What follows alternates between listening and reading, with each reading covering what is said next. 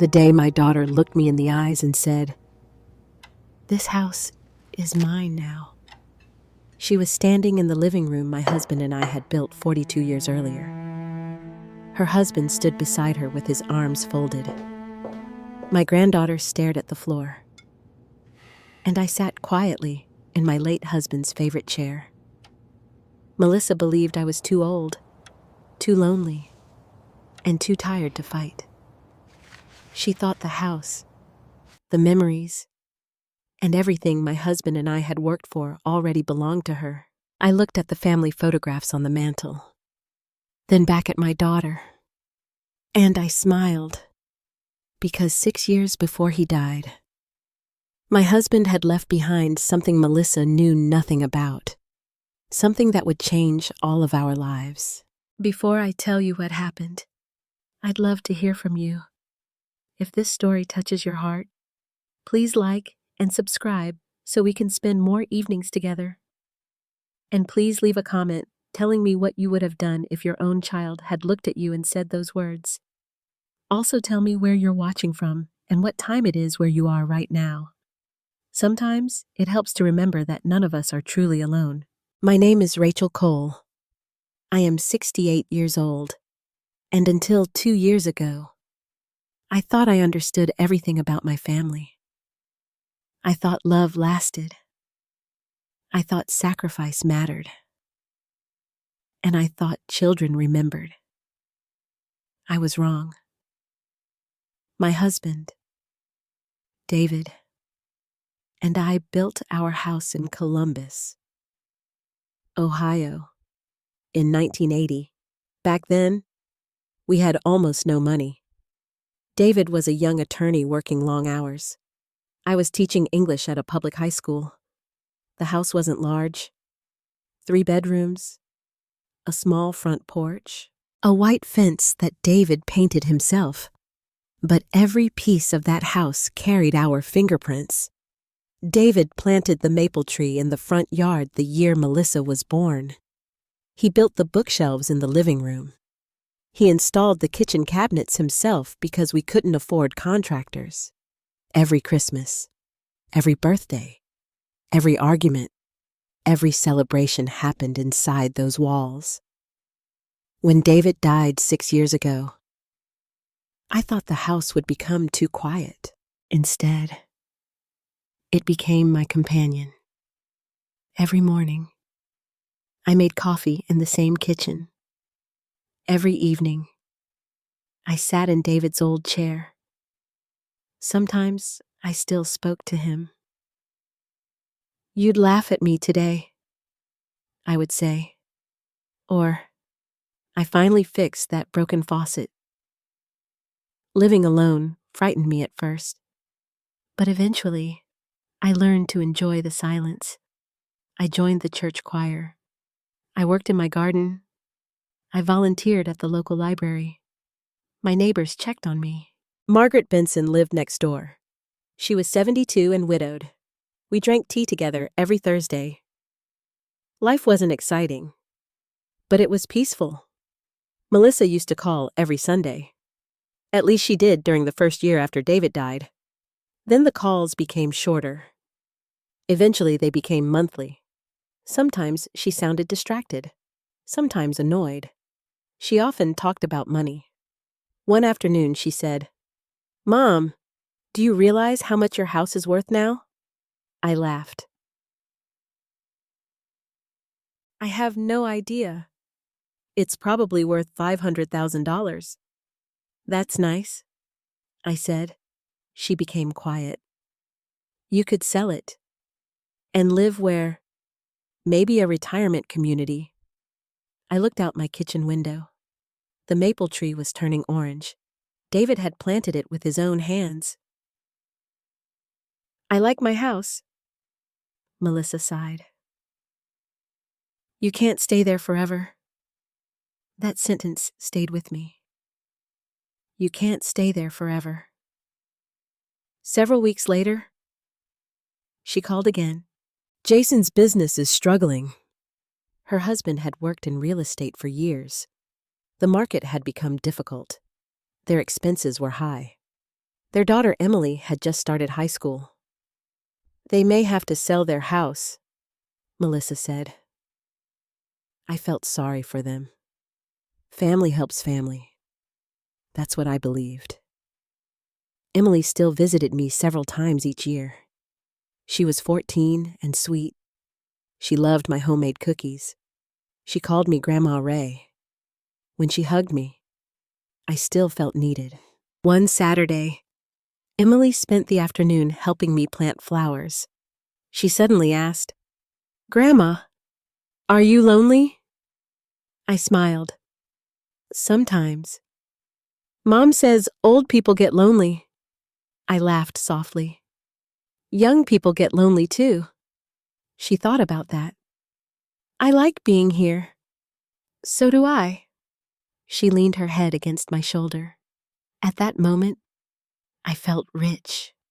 Not because of money, because someone still wanted to sit beside me. Months passed. Melissa's phone calls became more frequent. But something felt different. She asked questions. Did I have a will? Did I have life insurance? Had I updated my paperwork? Did I still drive? Was I having memory problems? At first I thought she was simply worried. Children worry about aging parents. I understood that. But then she asked something strange. Mom, if something happened to you, who gets the house? I laughed. Hopefully nothing happens. Seriously. I hesitated. I haven't really thought about it. That wasn't entirely true. David and I had discussed many things before he died. But I wasn't ready to discuss those things, especially over the phone. Melissa sounded disappointed. You should plan ahead. I suppose. And you shouldn't trust strangers. I don't. You need someone looking after you. After we hung up, I sat quietly at my kitchen table. For the first time, I felt uneasy. David had always understood people better than I did.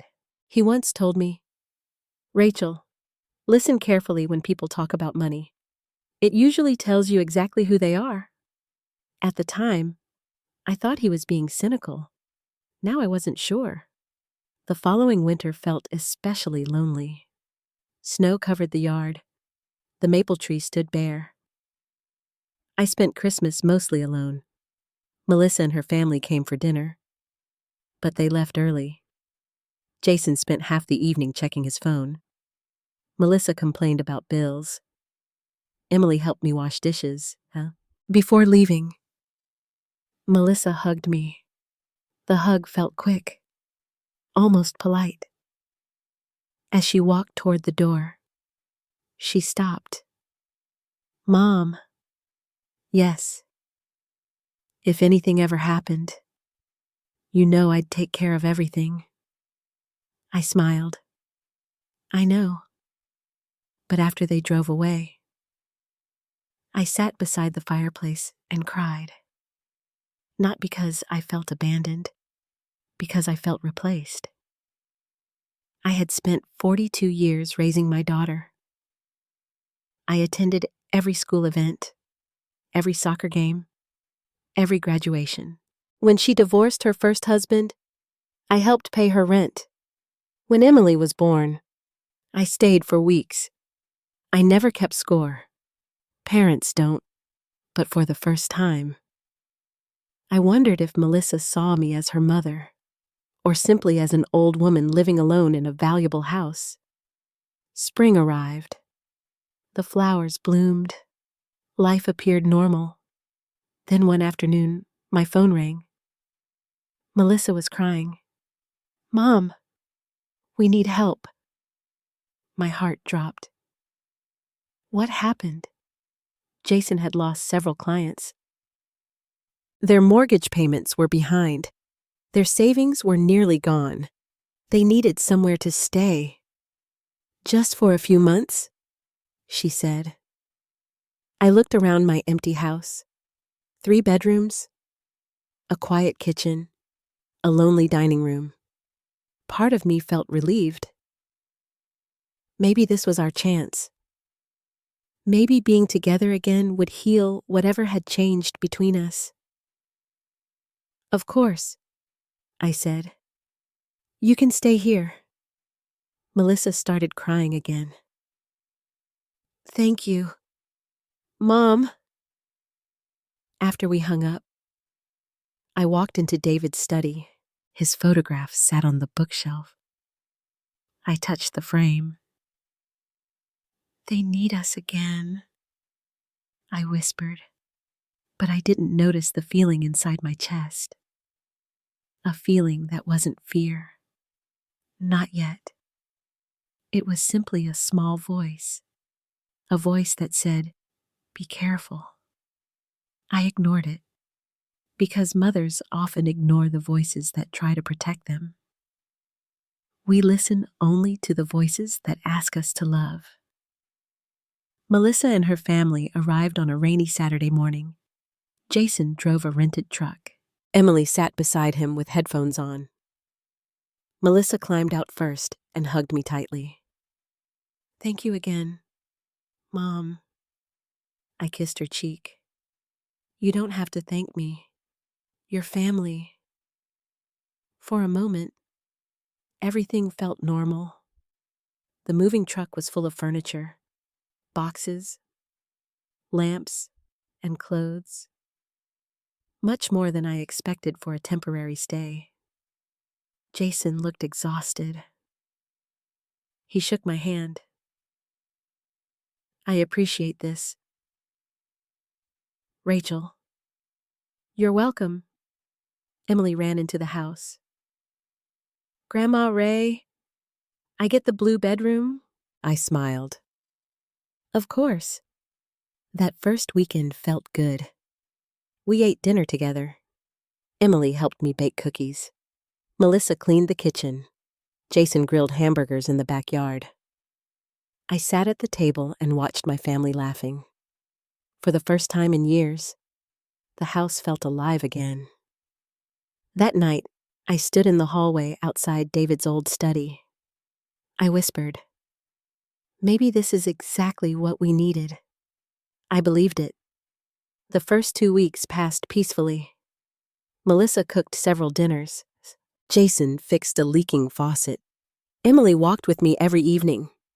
She talked about school, friends, and boys. She laughed easily. I loved hearing her voice inside the house. But slowly, little things began to change. One afternoon, I came home from church and found Jason standing in the living room with a tape measure. What are you doing? I asked. He smiled. Just looking at the layout. Why? He shrugged. Old houses interest me. I nodded, but something felt strange. Several days later, he asked me another question. Do you know the current value of this place? I poured coffee. No, it's probably worth a fortune. I've never cared. Jason smiled. Most people would. I changed the subject. A few days later, I heard him speaking to Melissa in the kitchen. The neighborhood keeps going up. I know. You could easily get 600. Their voices stopped when I entered the room. Melissa smiled. Coffee. I said yes, said, but I remembered every word. Emily remained the bright spot. She still sat beside me every evening. One night she asked, Grandma, did Grandpa build this house? He helped build almost all of it. She touched the dining room table. Mom says houses are investments. I looked around the room. David's old clock still hung on the wall. The curtains had faded. The wooden floor had scratches. No, I said quietly. This house is a life. Emily looked at me. I like that. One Saturday morning, I walked into my bedroom and discovered Melissa opening a filing cabinet. She quickly closed it. "Oh, I was looking for stamps." I smiled politely. "They're in the kitchen." She laughed awkwardly. I tried not to think about it. But later that evening, I noticed several folders had been moved. Insurance papers, bank statements, old tax documents. I sat alone in my room. Maybe it was innocent. Maybe it wasn't. For the first time, I locked my bedroom door before going to sleep. 2 weeks later, Jason asked another question. "Do you have a will?" The room became quiet. Emily stopped eating. Melissa looked down at her plate. I answered carefully. "Why do you ask?" "I'm just thinking about planning." "Planning what?" "Life." I smiled slightly. "I have everything handled." He nodded. "That's good." But his expression changed. He looked disappointed. After dinner, Emily helped me wash dishes. She spoke quietly. "Dad asks about the house a lot." I looked at her. "What do you mean?" "He and Mom talk about it." "What do they say?" She hesitated. "I don't know." I didn't ask again. She was only 14. Children should not carry adult problems. A few days later, I met Margaret for tea. She had been my neighbor for 20 years. She knew my family well. "How's everyone settling in?" she asked. I smiled. "Fine." She stirred her tea. "I saw Jason walking around your property." "Oh." He looked like he was inspecting it. I laughed. "You're becoming suspicious." Margaret didn't smile. "Maybe." Then she said something that stayed with me. "Sometimes people show you who they are when they need something." That evening, I sat alone on the porch. The sunset painted the sky orange. David used to sit beside me there. He often said very little, but when he did speak, it mattered. I remembered one conversation years earlier. "If anything happens to me, don't let people pressure you." I had laughed. "Who would pressure me?" "You'd be surprised." At the time, I didn't understand. Now those words returned. Another month passed. The house slowly changed. Jason began discussing renovations. Melissa talked about repainting rooms. They argued about kitchens. They discussed property taxes. One evening, I walked into the living room and found several real estate websites open on Jason's laptop. He quickly closed it. "What are you looking at?" "Nothing." "Those looked like houses?" He smiled. "Just curiosity." Melissa entered the room. "Jason loves real estate." I nodded. But I noticed neither of them looked comfortable. Later that night, I couldn't sleep. I walked downstairs for water. As I passed the kitchen, I heard voices. Melissa said, "She doesn't even realize how valuable this place is." Jason answered quietly, "We have to be patient." My feet froze. The refrigerator hummed. Rain hit the windows. I wanted to walk into the kitchen. I wanted to ask them what they meant. Instead, I walked back upstairs. I sat on my bed until sunrise. The next morning, Melissa acted completely normal. She made breakfast. She smiled. She asked if I wanted pancakes. I said yes. For the first time in my life, I felt like a stranger in my own kitchen. Only Emily seemed unchanged. That afternoon, she sat beside me in the garden. She pulled weeds while I watered flowers. Suddenly, she said, "Grandma, yes. If Mom and Dad ever upset you, you can tell me." I laughed softly. "Why would they upset me?" She looked down. "I don't know. Children always know more than adults realize." I touched her hand. "Everything is fine."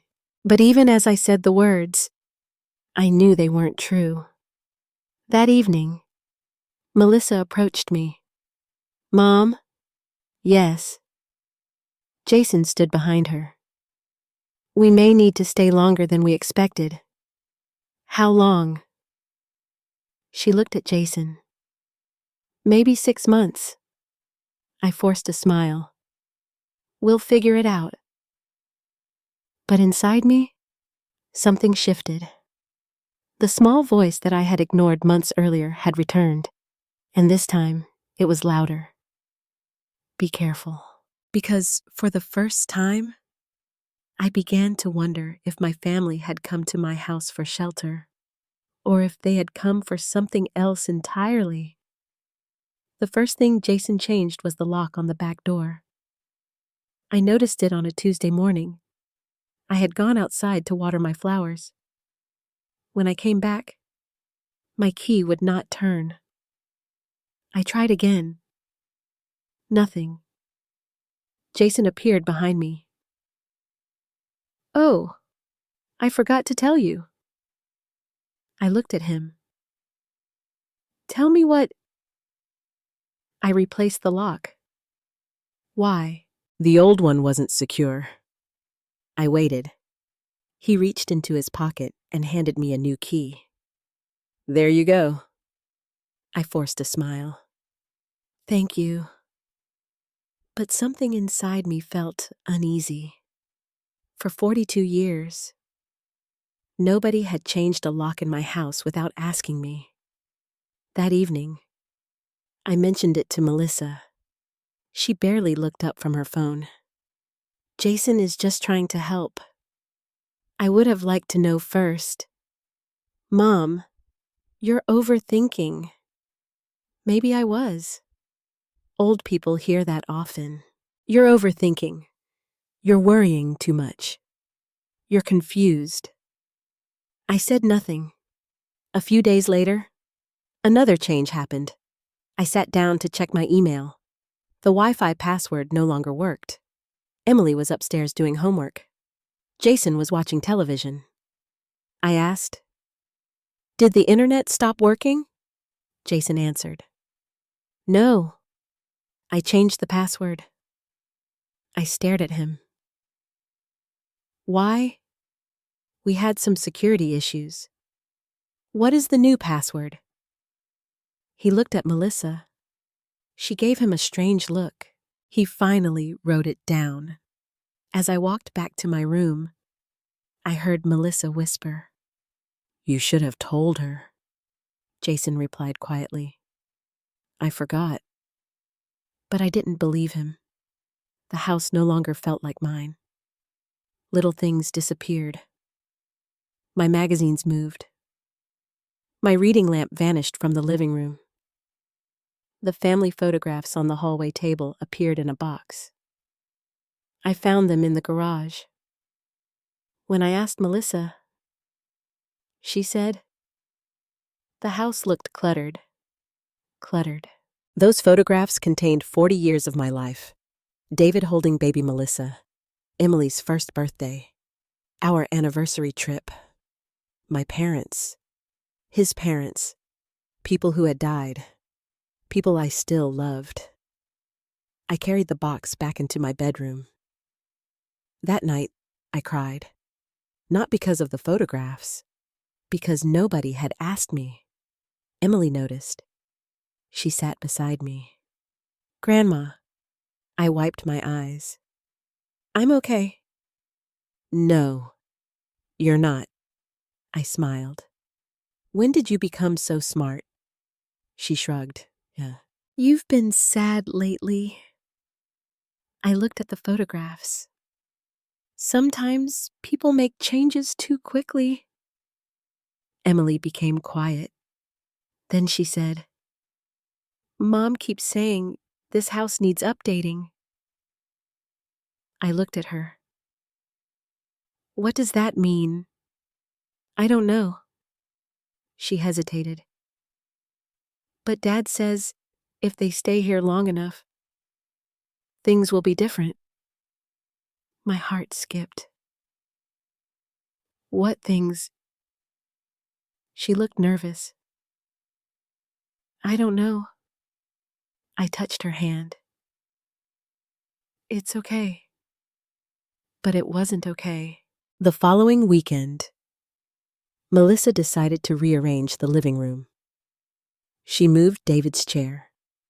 That chair had not moved in 6 years. I walked downstairs and saw it against the wall. "Why did you move it?" Melissa continued adjusting decorations. "It opens the room. I like it where it was." She sighed. "Mom, the house feels old." "It is old." "I'm trying to help." I walked to David's chair. I touched the armrest. He used to sit there every evening. He read newspapers there. He held my hand there. He died in the hospital. But that chair still felt like him. "I want it back." Melissa crossed her arms. "You can't keep everything exactly the same forever." Her words hurt, because perhaps she wasn't talking about furniture. Maybe she was talking about me. Several days later, Margaret came over for tea. We sat on the porch. She looked toward the house. "How are things?" I hesitated. "Different." She nodded. "I've noticed." "What do you mean?" "I saw workers here." My eyebrows rose. "What workers?" "2 men measuring your windows." My stomach tightened. "No one told me." Margaret looked surprised. "I assumed you knew." That evening, I asked Jason. "Oh, they were giving me estimates." "For what?" "Replacement windows." I stared at him. "Why?" "They improve value." I said nothing. Melissa entered the kitchen. "Mom, we're only exploring options." "Options for whose house?" The room became quiet. Jason looked away. Melissa spoke carefully. "We all live here." I felt cold. "That isn't the same thing," she sighed. "You're taking everything personally." Maybe I was. But when strangers began measuring your house without permission, it felt personal. The following Sunday after church, I invited Daniel Brooks for coffee. He was our pastor. He had known David for years. I trusted him.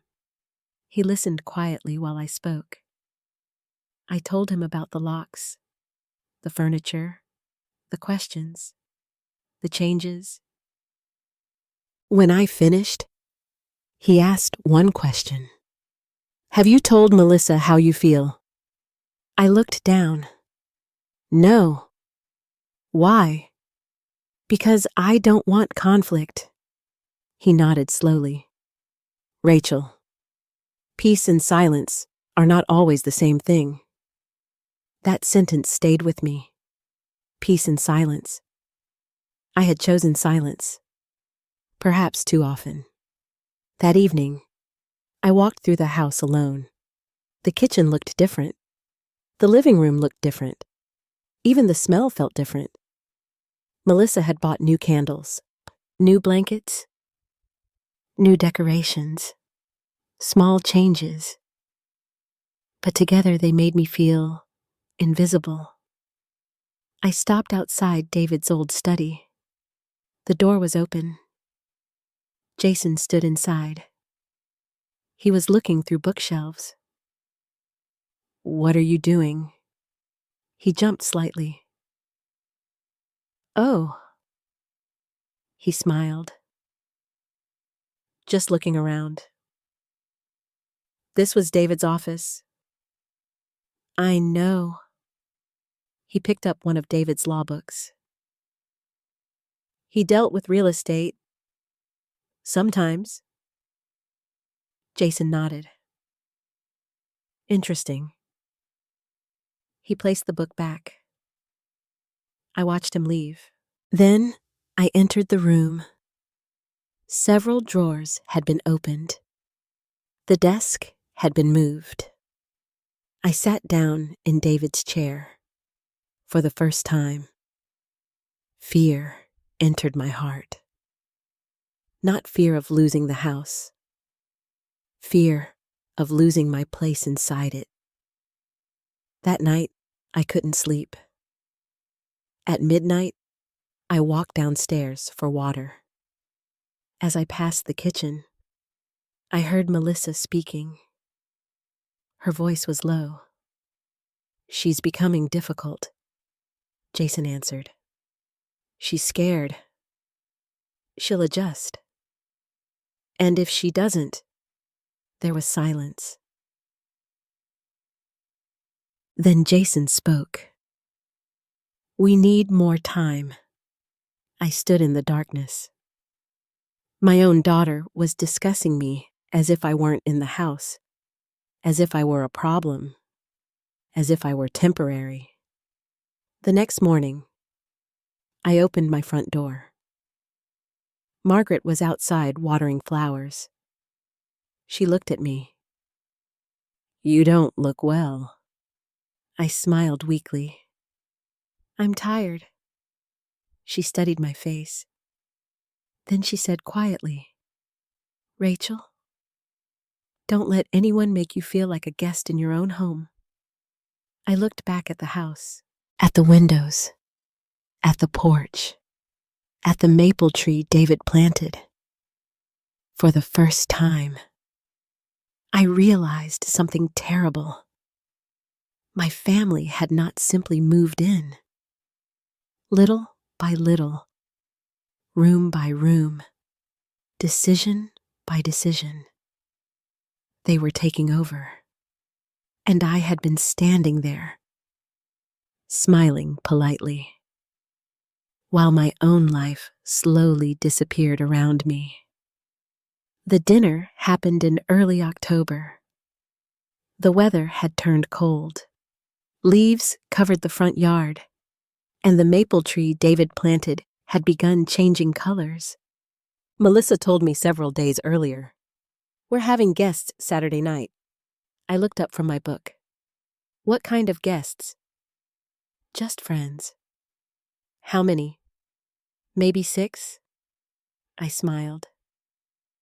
"That sounds nice." But something about her voice felt strange. The entire week, she cleaned the house. Jason bought wine. New candles appeared in the dining room. The expensive dishes from my china cabinet suddenly sat on the table. Nobody asked me. Nobody included me.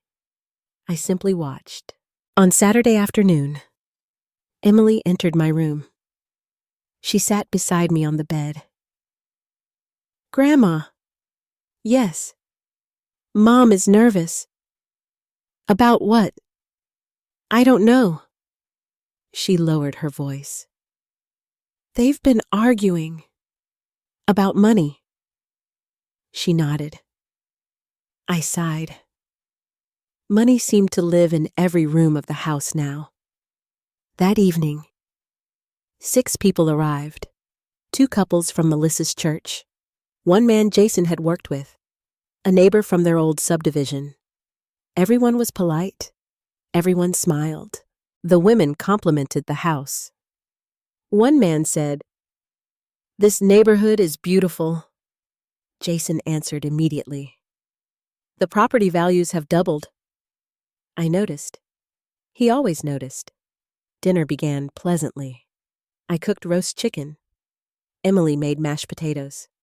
The guests talked about travel, grandchildren, and retirement.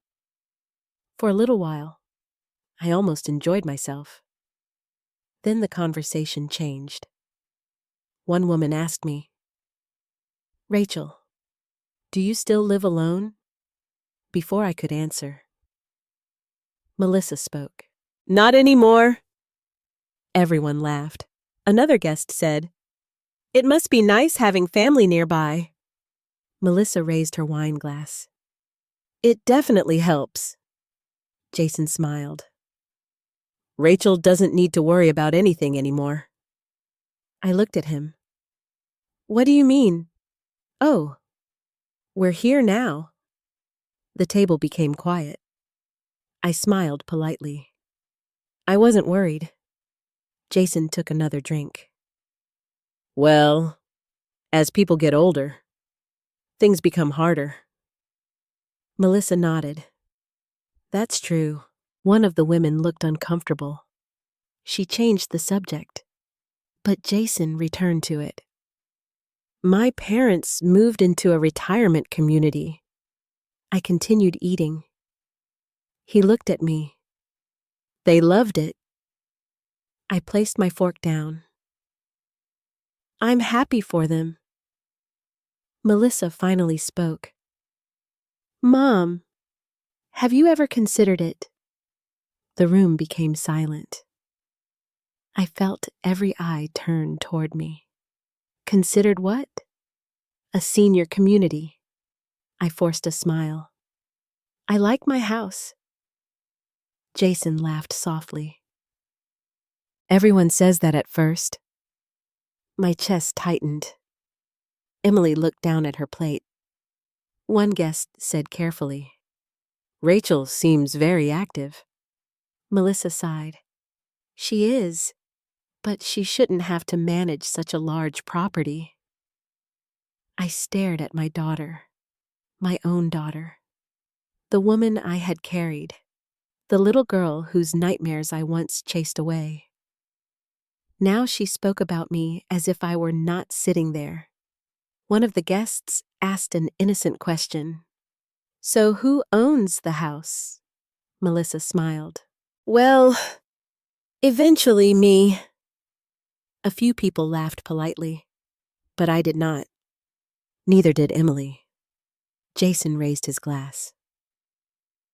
"It's practically a family asset." I looked at him. Then I looked at Melissa. She didn't correct him. She didn't say, "It's Mom's house." She didn't say, "She still lives here." She simply smiled. At that moment, I felt something break inside me. Not anger. Not yet. Something quieter. Respect. I realized my daughter no longer saw me as the owner of my own life.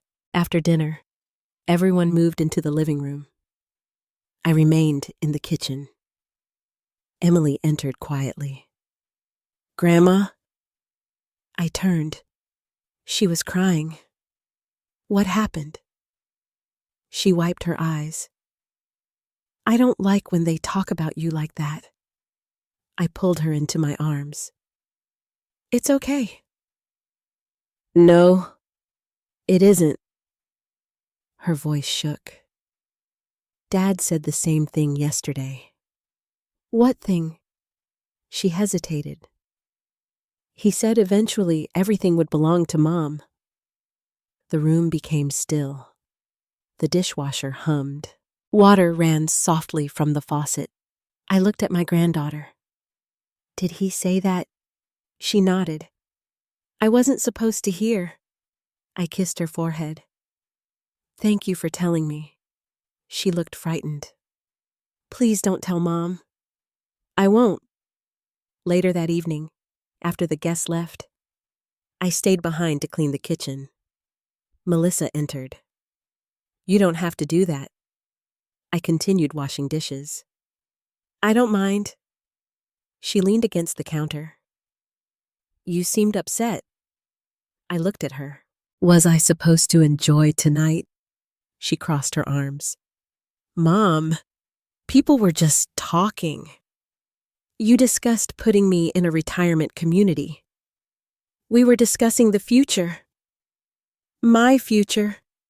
She sighed. You can't live here forever. There it was again. The same sentence. You can't live here forever. I dried my hands slowly. I wasn't aware I was leaving. Melissa became frustrated. You're making this difficult. What exactly is difficult? She looked away. The house. The house? It's too much for one person. I've managed it for 6 years. You're getting older. I stared at her. So are you. She looked shocked. For several seconds, neither of us spoke. Finally, she said quietly, I'm trying to help you. I answered softly. Then why does it feel like you're replacing me? She looked hurt. I'm your daughter. Then act like it. She walked away without answering. I sat alone in the kitchen. The clock ticked. Outside, leaves moved across the porch. I suddenly remembered a night nearly 30 years earlier. Melissa had a fever. She was 12 years old. I sat beside her bed all night. She kept saying, Don't leave me. I never did. Parents don't leave. Parents stay. They sacrifice. They forgive. They protect. But that night, I began asking myself a question I never imagined. What happens when the child stops being the child and the mother becomes the burden? Around midnight, I walked into the living room. The wine glasses still sat on the table. I heard voices upstairs. Melissa and Jason. They were arguing. Jason said, You pushed too hard. Melissa answered, Nothing happened. She noticed. She always notices. Their voices lowered. I couldn't hear the rest. I returned to my room. David's photograph sat on my nightstand. I picked it up. For years after he died, I spoke to him. But that night, I asked him a question. What would you do? Of course, there was no answer. Only silence. But for the first time in months, another feeling appeared beside the sadness. Awareness. I began to understand something. This wasn't about concern. It wasn't about helping me. It wasn't about age. Somewhere along the way, my daughter had stopped seeing this as my home and had started seeing it as her future. The next morning, Emily knocked on my door. She handed me a cup of coffee. She sat beside me. Grandma. Yes. If people are mean to you, does that mean they don't love you? My eyes filled with tears. I took her hand. No. Then what does it mean? I looked out the window at the maple tree. Sometimes people become so focused on what they want that they forget who they love. And for the first time, I feared my daughter was forgetting. 3 days after the dinner, I came home from the grocery store and found my bedroom door open. I always closed it. Always. David's photograph sat on my nightstand. His watch rested inside the wooden box beside the bed. The small jewelry case my mother had given me remained in the top drawer. Everything looked normal, at least at first. Then I noticed the closet. Several boxes had been moved. Winter blankets sat on the floor.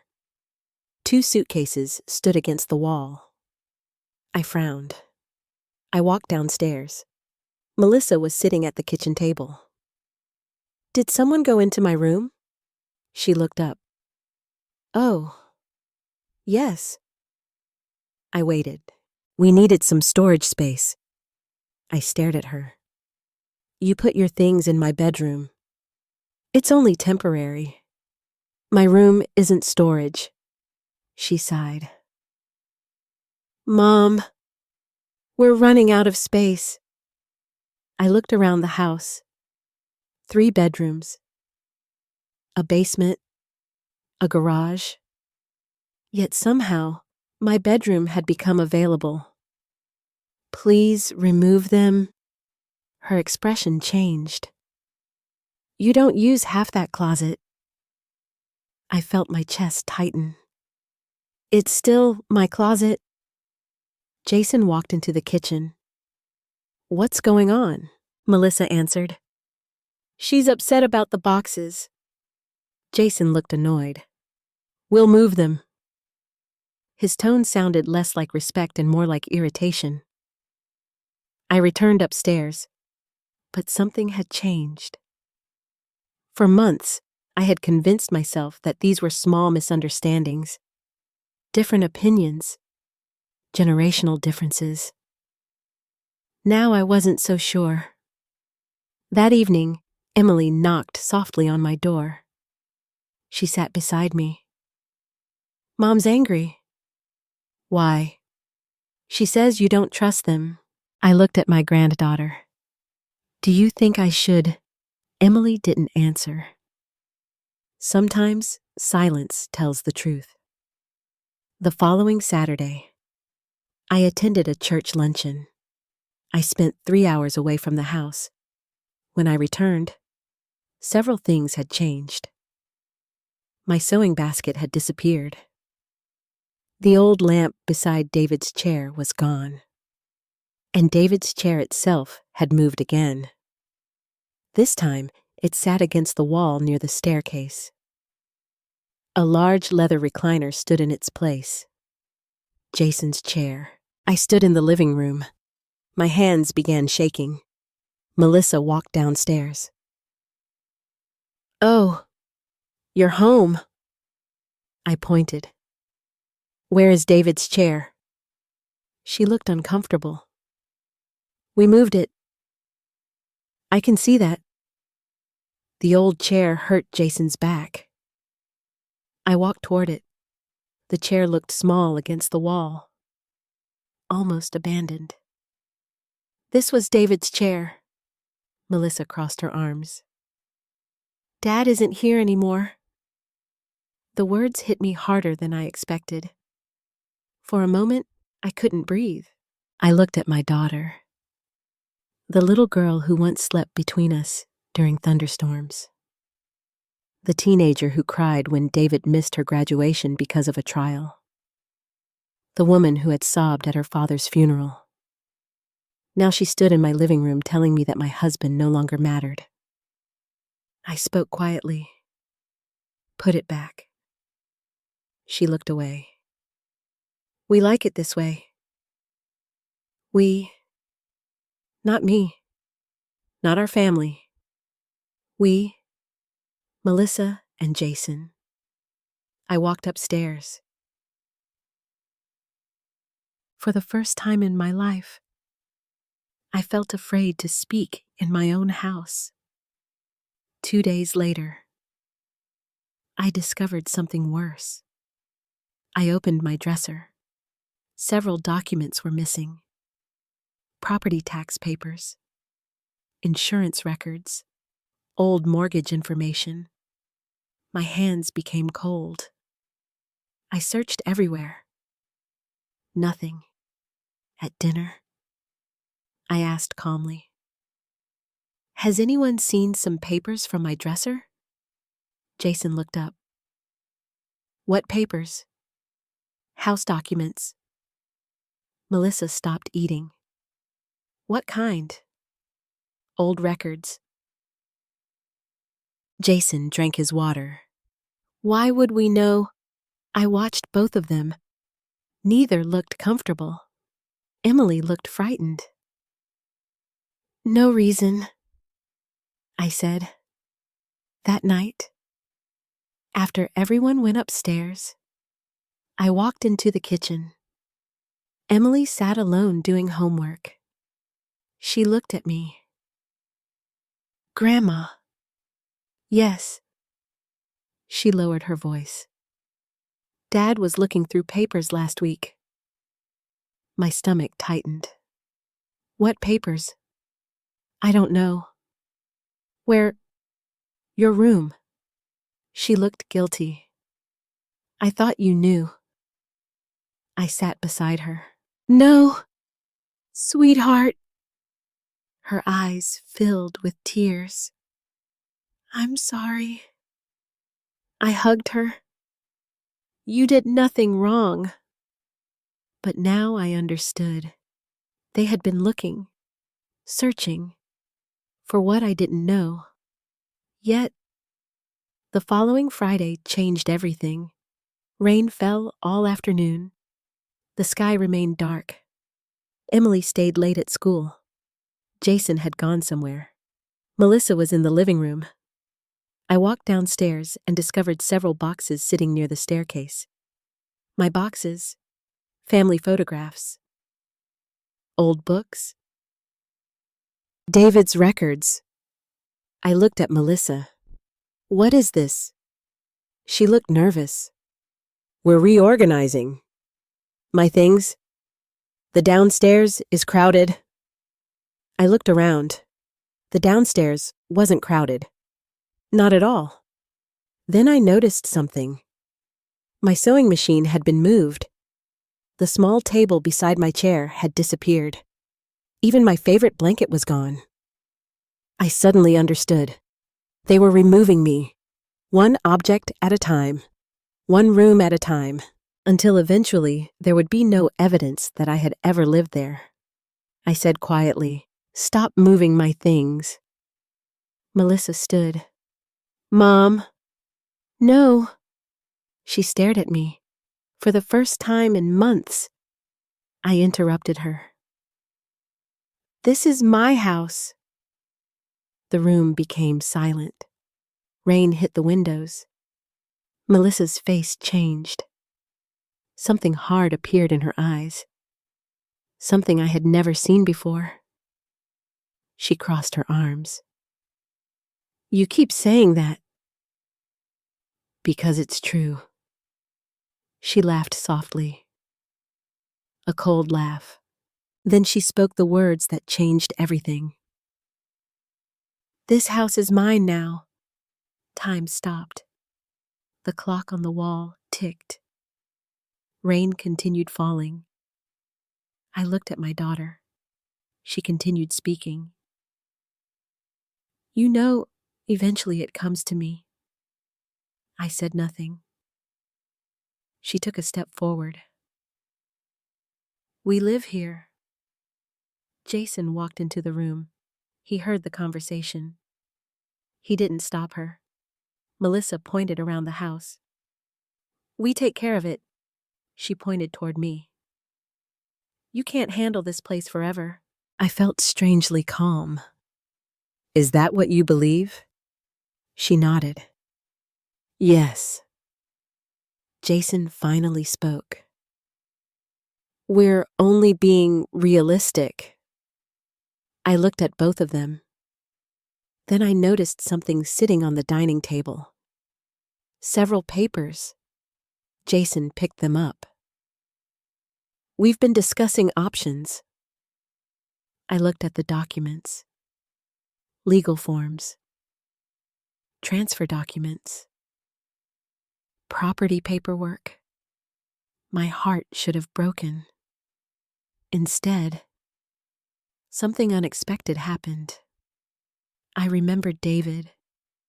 6 years earlier, hospital room, weak voice, his hand holding mine. He had said, "If anyone ever pressures you about the house, smile first."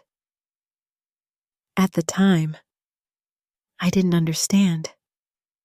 Now I did. I looked directly at my daughter. My daughter who believed she had already won. My daughter who thought age meant weakness. My daughter who had mistaken kindness for surrender. I asked one question. "Are you absolutely sure?" Melissa frowned. "What?" "Are you absolutely sure this house belongs to you?" She exchanged a glance with Jason. He looked confident. Melissa nodded. "Yes." And then I smiled. Not because I was happy. Not because I wasn't hurt. But because suddenly I understood something they did not. David had seen this possibility years ago. David had prepared for it. And neither Melissa nor Jason had any idea. As I looked at their faces, I realized they believed the story was ending. But for me, it was only beginning. I barely slept that night. Melissa's words kept repeating inside my head. This house is mine now. Not someday. Not eventually. Now. I sat in David's chair long after everyone had gone upstairs. The house was silent except for the refrigerator humming in the kitchen. David's photograph stood on the bookshelf beside me. For years after his death, I had asked myself whether I could survive without him.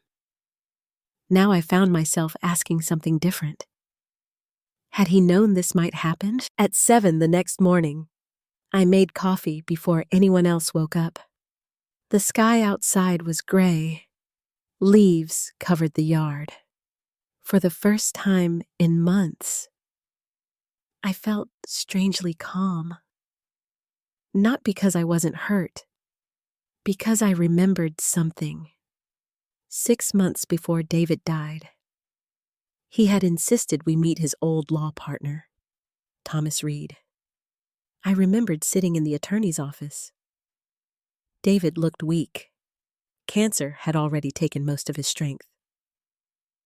Thomas handed us several folders. David had smiled. "Just paperwork." At the time, I barely listened. I didn't want to discuss death. I wanted my husband to live. Now, 6 years later, those memories suddenly returned. After breakfast, Melissa acted as if nothing had happened. She poured coffee. Jason read the newspaper. Emily prepared for school. Nobody mentioned the argument. Nobody mentioned the papers. Nobody mentioned the house. That frightened me more than anything. People who believe they have already won often become comfortable. Around 10 o'clock, after everyone left, I went upstairs. Inside David's old desk, I searched through several drawers. Old tax returns, insurance forms, photographs, medical bills. Then I found a business card. Thomas Reed, attorney at law. My hands trembled. I picked up the telephone. "Thomas Reed speaking." For a moment, I couldn't talk. Then I said, "This is Rachel Cole." Silence. Then warmth. "Rachel?" His voice immediately became softer. "How are you? I need to see you." He paused. "Is something wrong?" "Yes." When can you come? Today. Come at 2. I hung up. My heart was racing. At lunch, Melissa asked where I was going. I have an appointment. With who?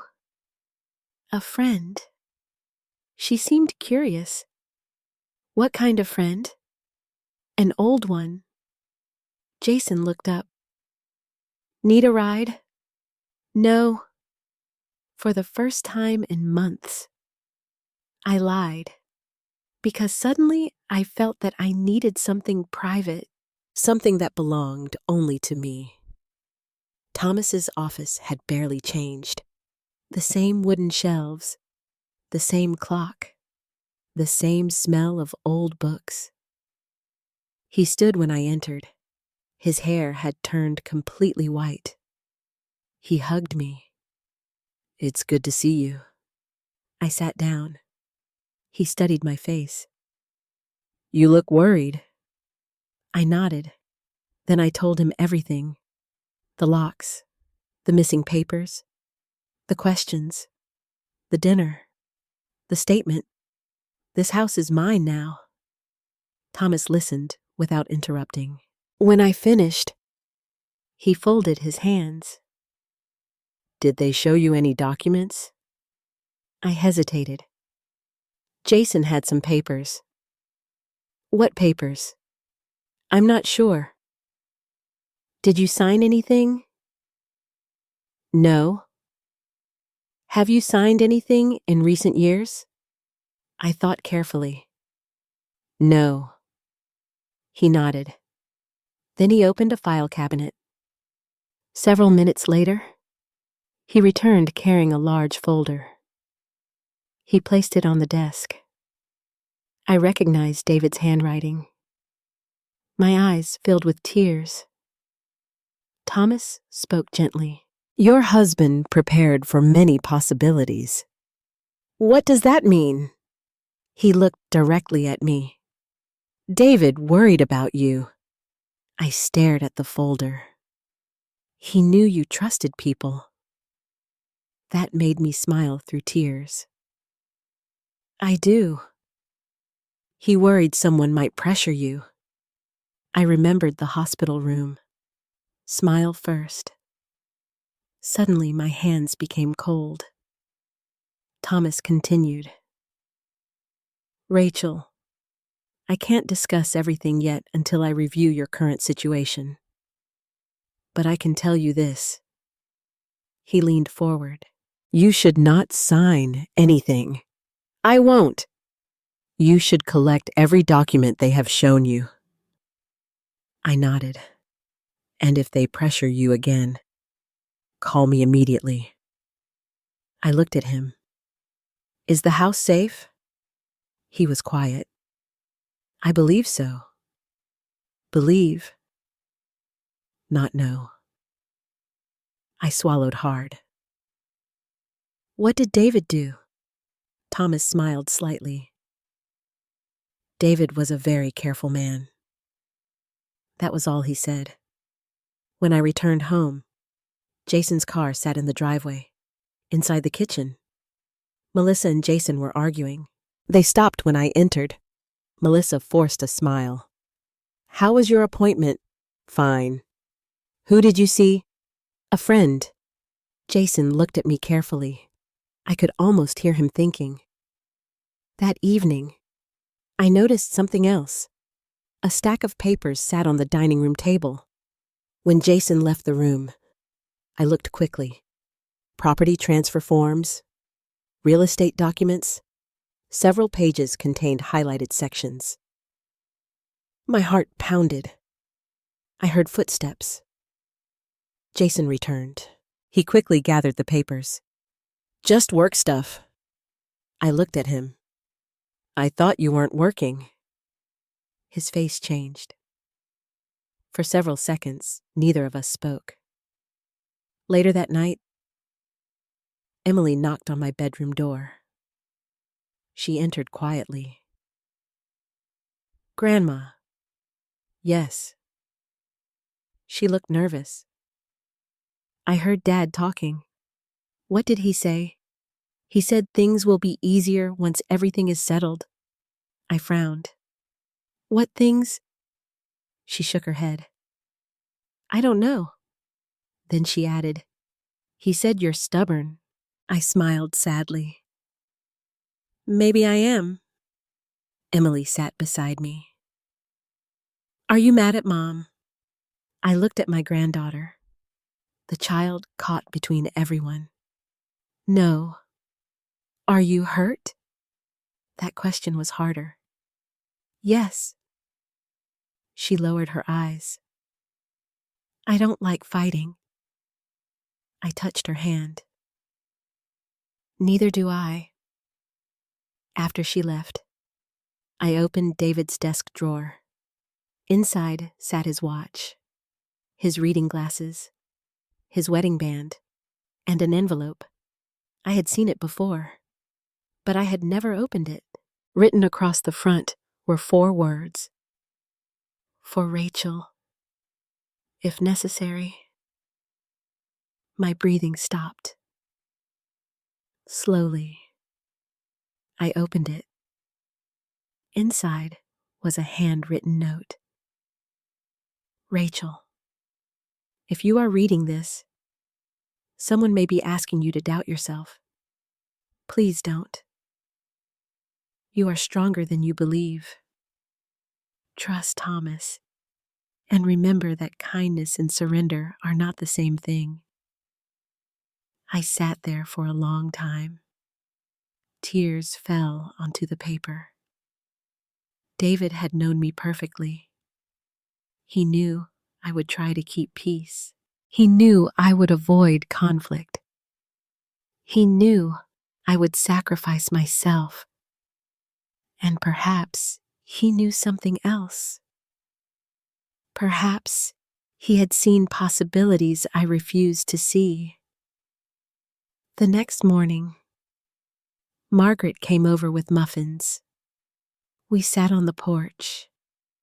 She looked at me carefully. You seem different. I smiled. I saw Thomas yesterday. Her eyebrows rose. The lawyer. Yes. Why? I looked toward the house. Through the window, I could see Melissa moving around the kitchen. Jason was talking on his phone for the first time in months. I did not feel powerless. I think it's time I started asking questions. Margaret nodded. Good. As she stood to leave, she said something that stayed with me. People who want something from you usually become nervous when you stop being afraid. That afternoon, I watched Jason from the window. He walked around the yard. He measured the fence. He took photographs of the house. And for the first time, I didn't feel helpless. Because somewhere inside David's old files was the truth. Somewhere inside Thomas's office was an answer. And although Melissa believed she already owned my home, I was beginning to understand something important. My husband had left me far more than memories. He had left me protection for the next several days. I said very little. Melissa noticed. Jason noticed. Even Emily noticed. But I no longer felt the need to explain myself. For months, I had tried to keep everyone comfortable.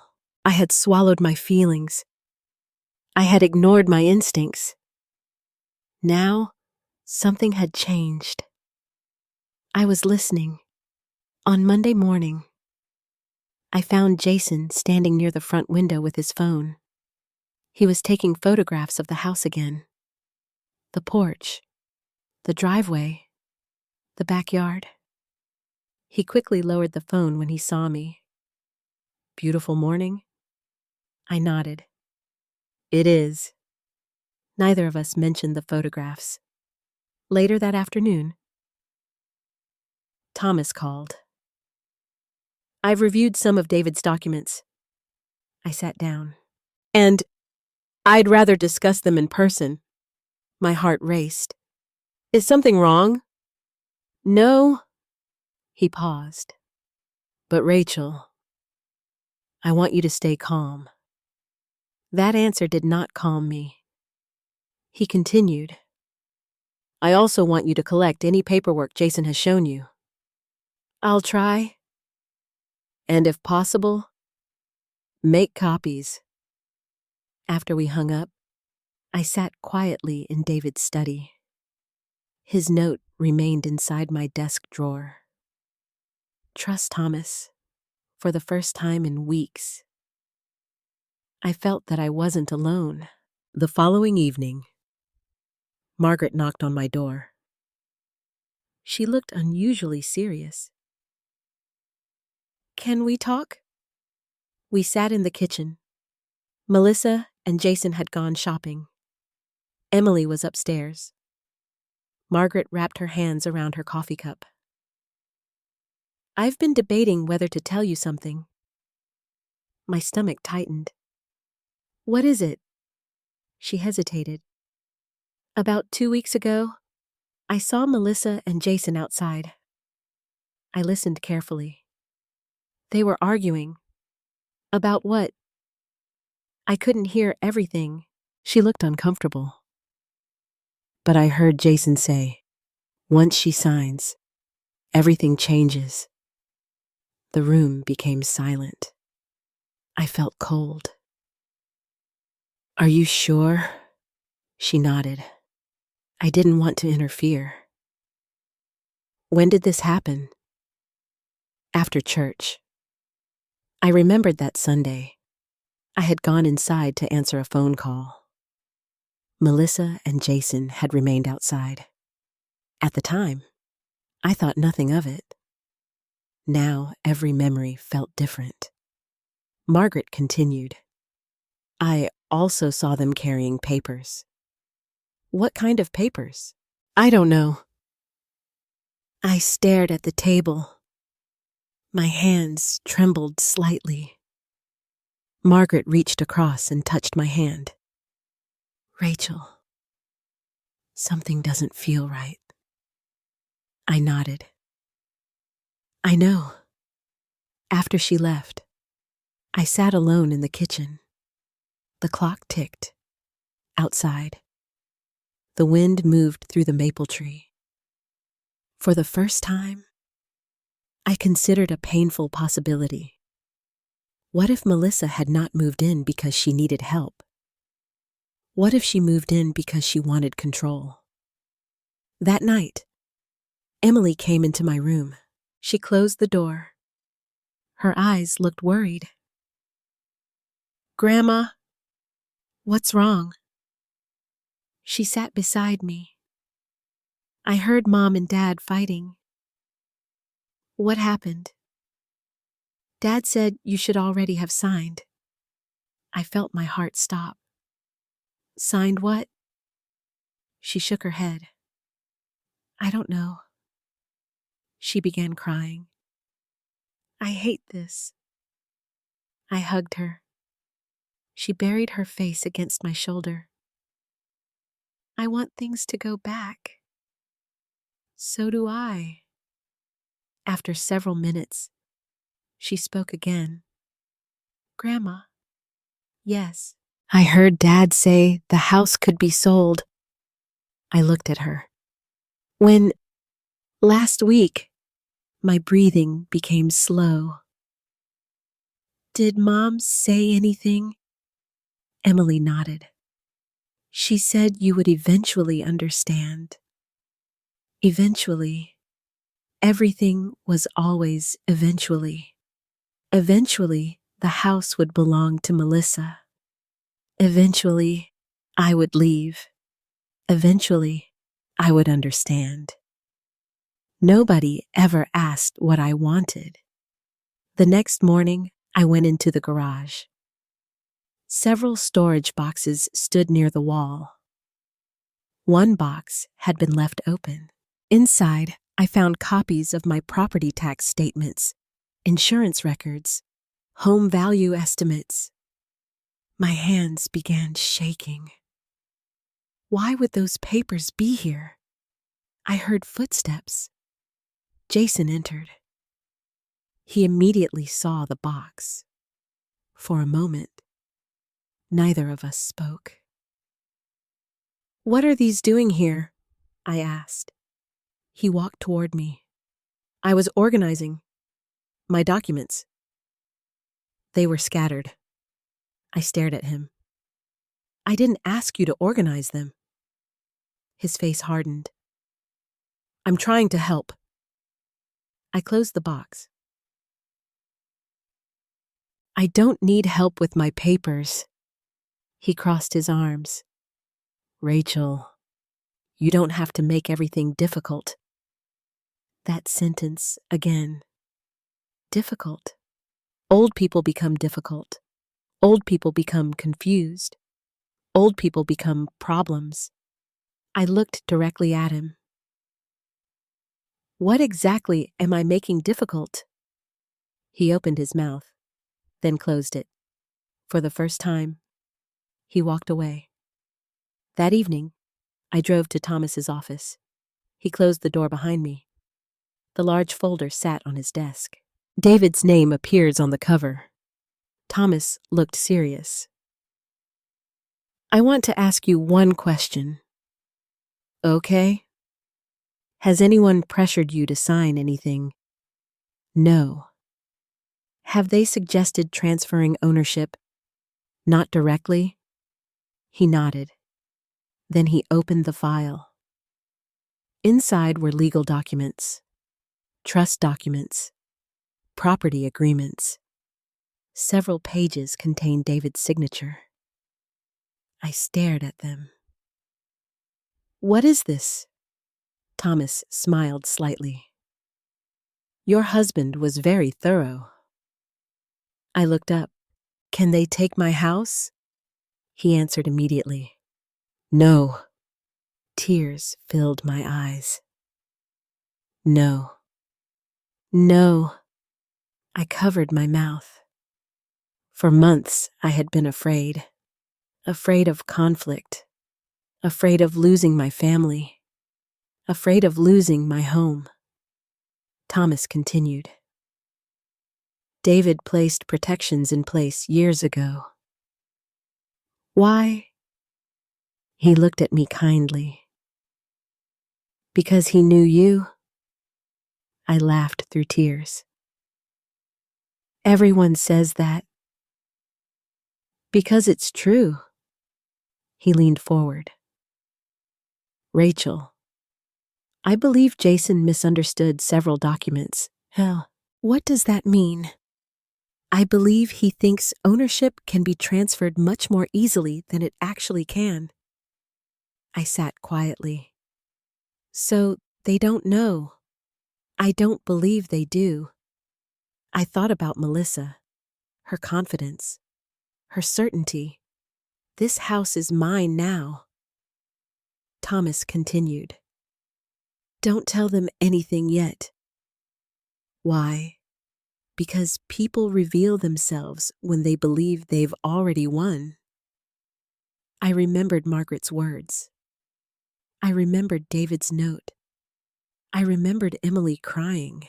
Suddenly, everything began fitting together. When I returned home, the house was quiet. Melissa sat alone in the living room. She looked tired. "Where were you?" "Out." "With who?" I smiled gently. "An old friend." She watched me. Something in my face must have changed, because for the first time in months, she looked uncertain. That night, after everyone went upstairs, I checked the front door camera on my phone. David had installed it years earlier. I rarely used it. As I scrolled through old recordings, I noticed something, a video from several weeks earlier. The afternoon I had gone to church. Melissa and Jason stood on the porch. Their voices were clear. Jason said, "If she signs, we can sell it." Melissa answered, "She'll eventually agree." My heart pounded. I continued listening. Then Jason said something that changed everything. "Once the house is ours, everything gets easier." I stopped the recording. The room was silent. Outside, the wind shook the branches. Upstairs, my daughter slept peacefully. She believed she was waiting for an inheritance. She believed she was planning for the future. But I now understood something. Melissa and Jason weren't waiting for me to die. They were waiting for me to surrender. And for the first time since they moved in, I knew exactly what I would do. I would smile. I would stay quiet. And I would let them believe they had already won. After watching the recording, I sat alone in the dark for almost an hour. The words kept repeating.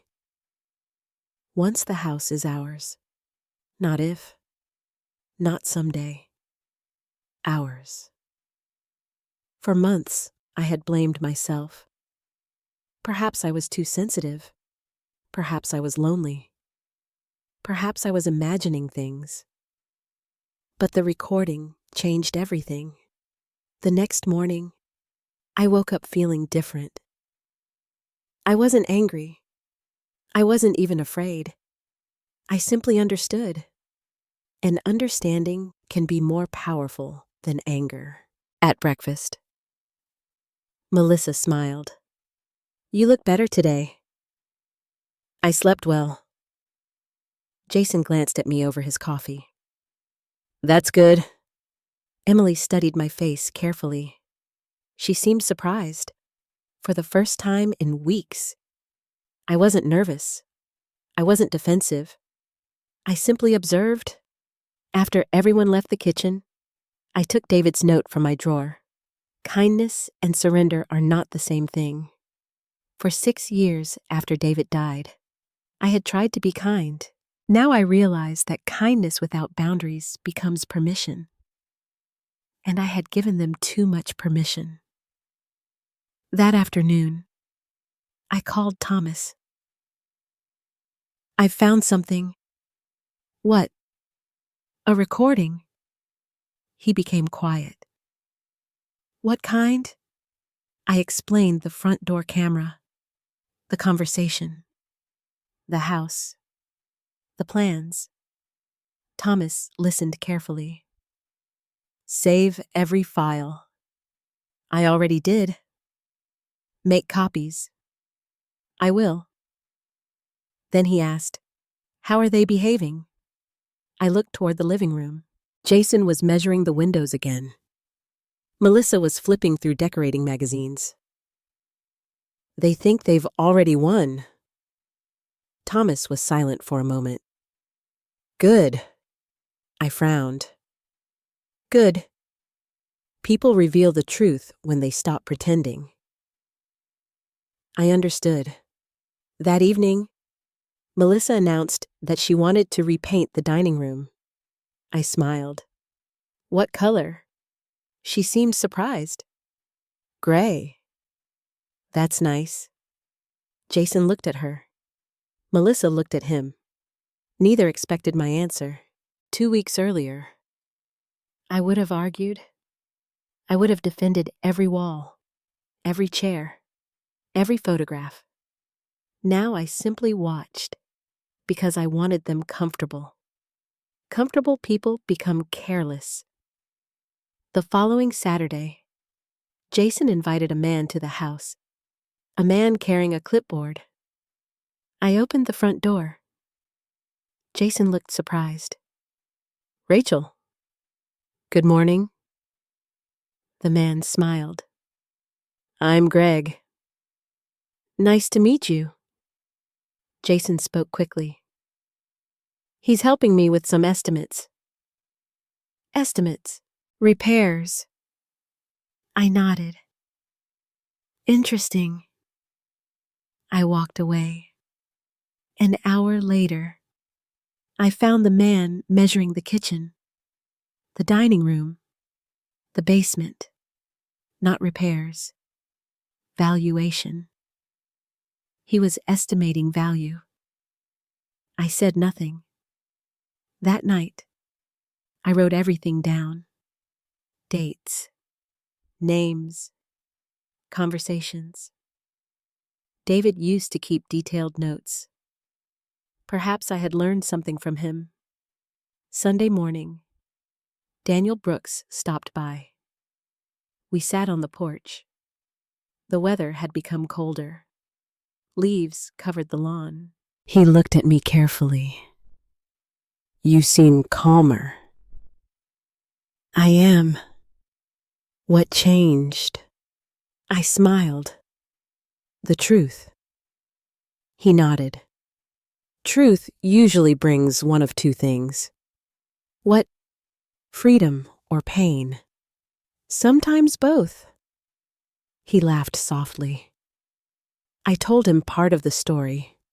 Not everything. Just enough. Daniel listened. Then he asked, "What do you want?" Nobody had asked me that. Not Melissa. Not Jason. Not even myself. What did I want? I want my daughter back. He became quiet. And if you can't have that, I looked toward the house. Melissa stood inside the kitchen. Jason sat at the table. Emily was reading on the couch. I want my peace. Daniel nodded. Then protect it. That evening, Emily sat beside me in the garden. The sun was setting. She wrapped herself in a blanket. Grandma? Yes? Why aren't you fighting? I looked at her. What makes you think I'm not? She smiled slightly. You look different. Children notice everything. I've decided something. What? Sometimes people have to see themselves clearly. She thought about that. Mom doesn't think she's doing anything wrong. I felt my heart ache. I know. Emily lowered her eyes. I think she's scared. Of what? Money. That answer surprised me. Why? Dad talks about bills. She looked embarrassed. He thinks everything will be fixed when the house sells. The house sells. There it was again. Not if. When? I squeezed her hand. Thank you. That night, I opened David's old files again. Inside, I found more notes. Dates. Meetings. Legal papers. Trust documents. Some of the language was difficult, but one sentence stood out. The beneficiary may lose all future rights if coercion or fraudulent influence is established. I read it 3 times. Then 4. My breathing became slow. David. Even after death, he had protected me. Monday morning, Melissa approached me. We're thinking about hosting Thanksgiving here. I smiled. Of course. She looked surprised. You don't mind? No. Really? Why would I? She seemed confused. Because she expected resistance. Because she expected fear. Instead, I was giving her exactly what she wanted. Freedom. Space. Confidence. That afternoon, I overheard Melissa speaking to Jason. She's finally accepting things. Jason answered quietly. I told you. Melissa laughed. Maybe she realizes we're right. I stood in the hallway, and I smiled, because they still believed my silence meant surrender. Margaret visited again 2 days later. We drank tea. She studied my face. You know something. I smiled. Maybe. Should I worry? No? She leaned forward. What are you going to do? I looked through the kitchen window. Jason was in the backyard. Melissa was talking on her phone. For the first time in months, I felt stronger than both of them. Nothing. Margaret frowned. Nothing. Not yet. She laughed. That's exactly what David would do. That sentence stayed with me. David had never rushed. He listened. He watched. He waited. And then he acted. Later that evening, I walked through the house, the walls, the floors, the family photographs, David's study, my bedroom. Every room carried memories. Melissa saw value. Jason saw money. I saw a life. Around midnight, I heard voices downstairs. I quietly walked to the staircase. Melissa and Jason sat in the kitchen. Jason spoke first. We should do it after Thanksgiving. Melissa nodded. She won't fight us. Jason laughed. She doesn't even know. My heart beat slowly. For the first time, I wasn't afraid of what they were planning. I wanted to know, because every plan they made without me only made my position stronger. I returned to my bedroom. David's photograph sat beside the lamp. I looked at him. For months, I had asked him for help. Now I finally understood his answer. Smile first. Wait. Watch. Let them believe. Because sometimes the strongest person in the room is the one nobody notices. And downstairs, my daughter and her husband were making plans for a future they believed already belonged to them. They had no idea that David had already written the ending years ago. Thanksgiving arrived 3 weeks later. The entire house smelled like cinnamon, turkey, and baked apples. For years, Thanksgiving had always belonged to me. David carved the turkey. Melissa made pies. Emily helped set the table. After David died, I continued the tradition because traditions are sometimes the only things that survive grief. This year felt different. Nothing had been discussed. Nothing had been asked. Melissa simply announced, we invited everyone. Her cousins, my sister, several family friends, Jason's brother, even people I barely knew. The house suddenly belonged to her. At least that was what she believed. The morning began quietly. I woke before sunrise. The house was dark. I walked into the kitchen and made coffee. Outside, frost covered the grass. David's maple tree stood bare. I held his old coffee mug in my hands. Today's the day, I whispered. Not because I planned revenge, not because I wanted humiliation, because the truth could not remain hidden forever. Around 8 o'clock, Thomas called. Are you ready? I looked toward the staircase. I think so. Remember what we discussed. I will. And Rachel, yes. Do not argue. I smiled. I won't. By noon, the house was full. Voices filled every room. People laughed. Children ran through the hallway. Emily helped me in the kitchen. She seemed nervous. Grandma, yes. Something feels wrong. I looked at her.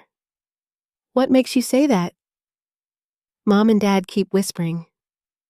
I already knew. Jason had spent the entire morning making phone calls. Melissa kept checking a folder. Several times they disappeared into the dining room together. At 2:00, dinner finally began. The table was crowded. Turkey, mashed potatoes, stuffing, green beans, pumpkin pie. Everyone complimented the meal. For a little while, I almost forgot. Almost. My sister Carol sat beside me. She leaned close. "You seem tired." I smiled. "I'm fine." She looked around. "Melissa certainly took over." The words surprised me. Other people saw it too. Not just me. Halfway through dinner, Jason raised his glass. "I want to thank Rachel for opening her home." Everyone nodded. I smiled politely. Then he continued, "And we're excited about the future." Melissa reached for his hand. Several people smiled. I watched quietly. Jason looked around the table. "We've all been discussing what comes next." The room became quieter. I saw Emily lower her eyes. "Well," my sister frowned. Jason continued, "Rachel deserves less stress." Melissa nodded. "She does." Someone asked, "What do you mean?" Melissa took a deep breath. "We think Mom should finally relax." I looked at my plate. My hands remained calm. Jason spoke carefully. "This house is a lot for one person."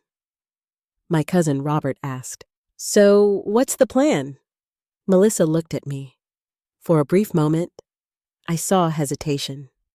Then she spoke. "We think Mom would be happier somewhere smaller." Silence. Carol looked at me. I said nothing. Jason continued. "The house would stay in the family." My sister suddenly spoke. "Rachel, is that what you want?" Everyone looked at me. I placed my fork down. "I haven't made any decisions." Melissa smiled.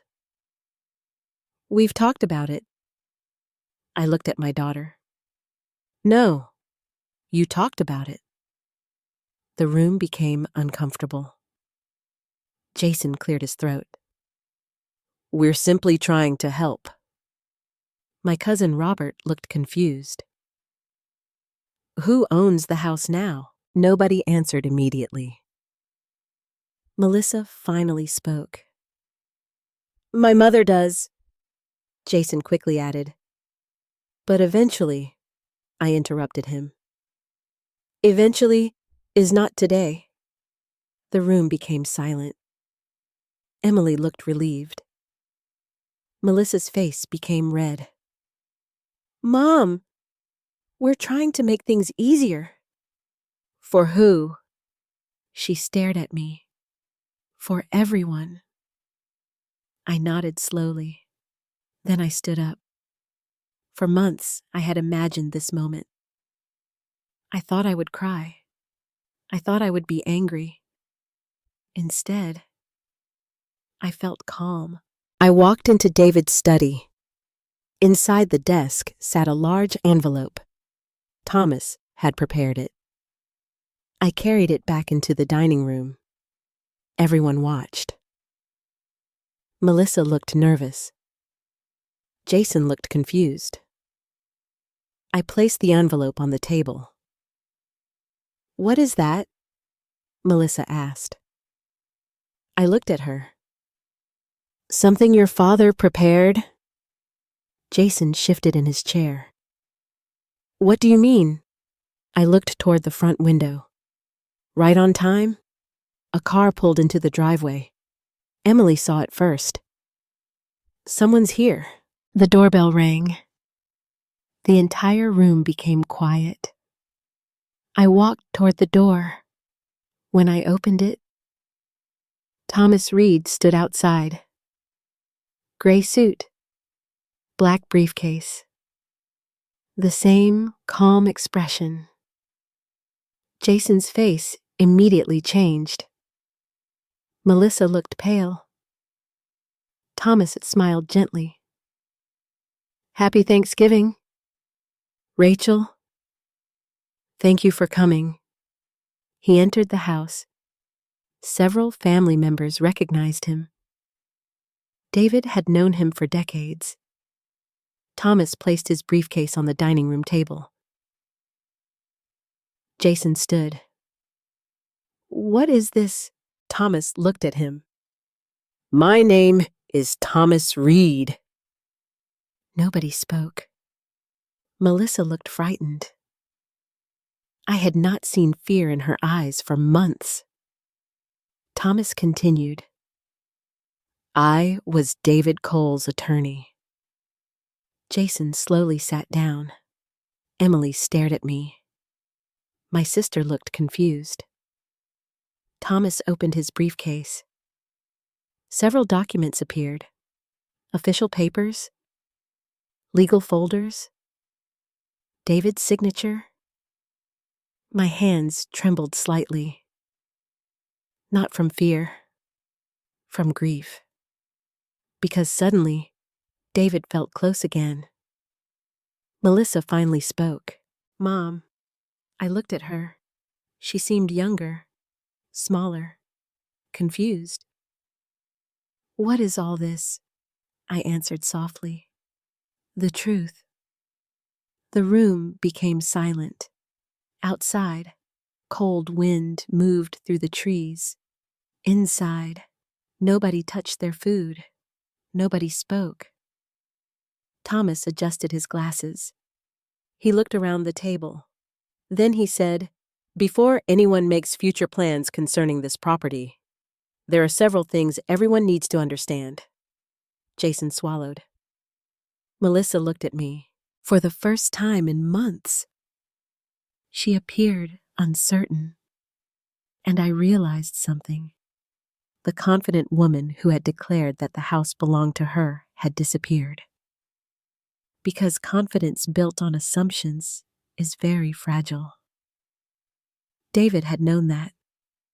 Thomas knew that. And now, finally, I knew it too. As Thomas opened the first folder, I looked at David's photograph sitting on the bookshelf. For 6 years, I had believed grief meant losing someone. But in that moment, I understood. Sometimes the people who love us continue protecting us long after they are gone. The dining room was completely silent. Nobody touched their food. The turkey sat untouched in the center of the table. Outside, the wind rattled the windows. Inside, Thomas Reed opened the first folder. Melissa looked at me. Mom, what is this? I folded my hands. Please listen. Jason leaned forward. His face had lost all its confidence. Thomas adjusted his glasses. My name is Thomas Reed. I represented David Cole for more than 30 years.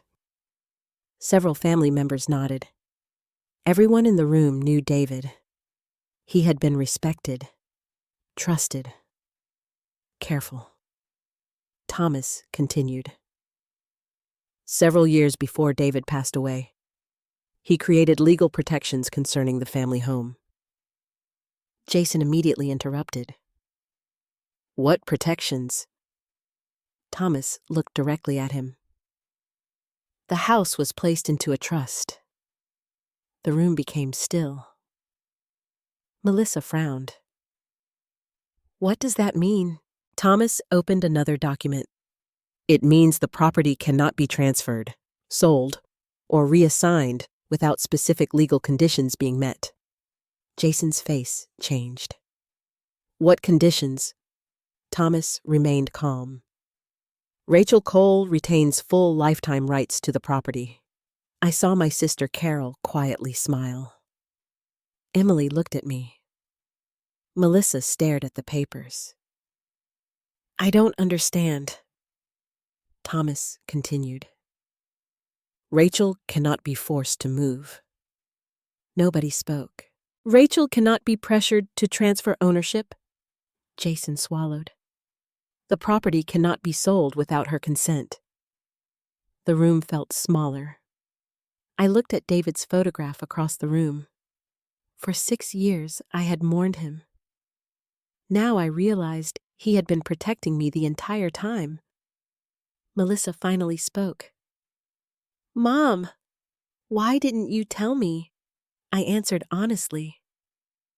Because you never asked me. She stared at me. I did ask. No. My voice remained calm. You asked about the house. Silence. You never asked about me. Emily lowered her eyes. Thomas opened another file. There is something else. Jason sat perfectly still. The attorney looked around the room. David included a protective clause. My heart beat slowly. I knew this part. Thomas and I had discussed it, but hearing it aloud still felt unreal. He continued. If any beneficiary attempts coercion, fraud, pressure, or manipulation regarding the property, that person may lose future inheritance rights. The room exploded. What? Melissa stood up. Jason immediately spoke. That's ridiculous. Thomas looked at him. It is legally enforceable. Melissa turned toward me. Mom! Tears filled her eyes. You would do this. I looked at my daughter. The same woman who had stood in my living room and said, "This house is mine now." I answered quietly. I didn't write it. Jason stood.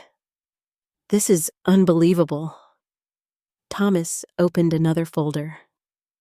There is additional evidence. My stomach tightened. I had not expected him to move so quickly. Jason's face turned pale. What evidence? Thomas looked directly at him. The front door recordings.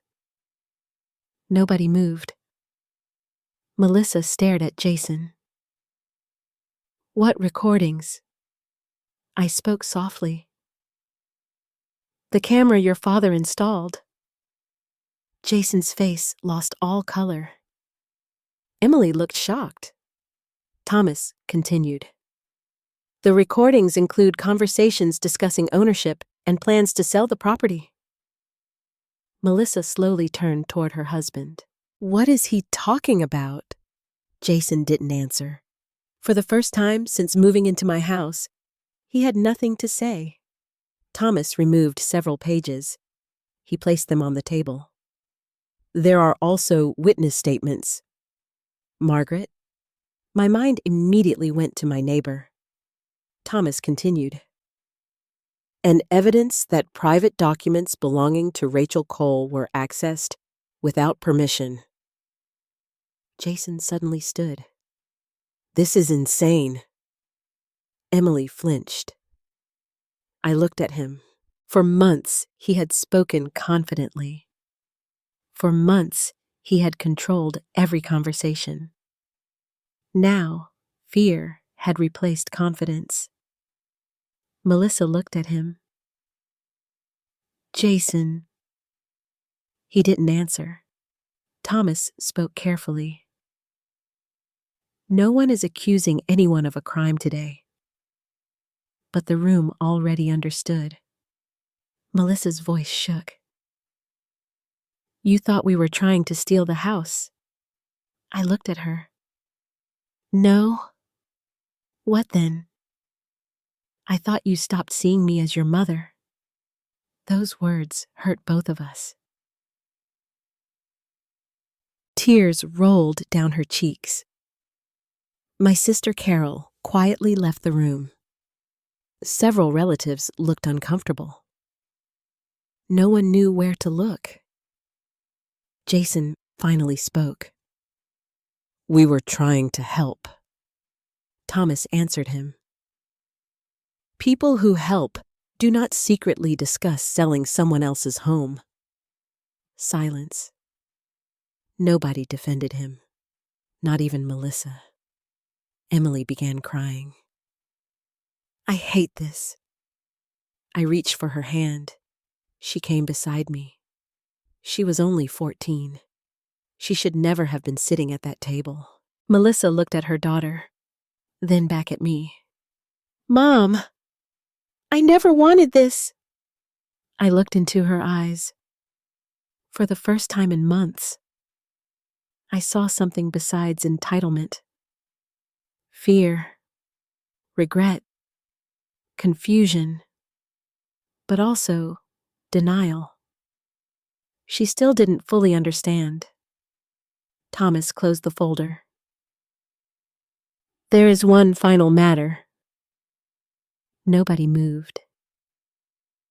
"The trust identifies future beneficiaries." Melissa looked hopeful. For a moment, then Thomas continued.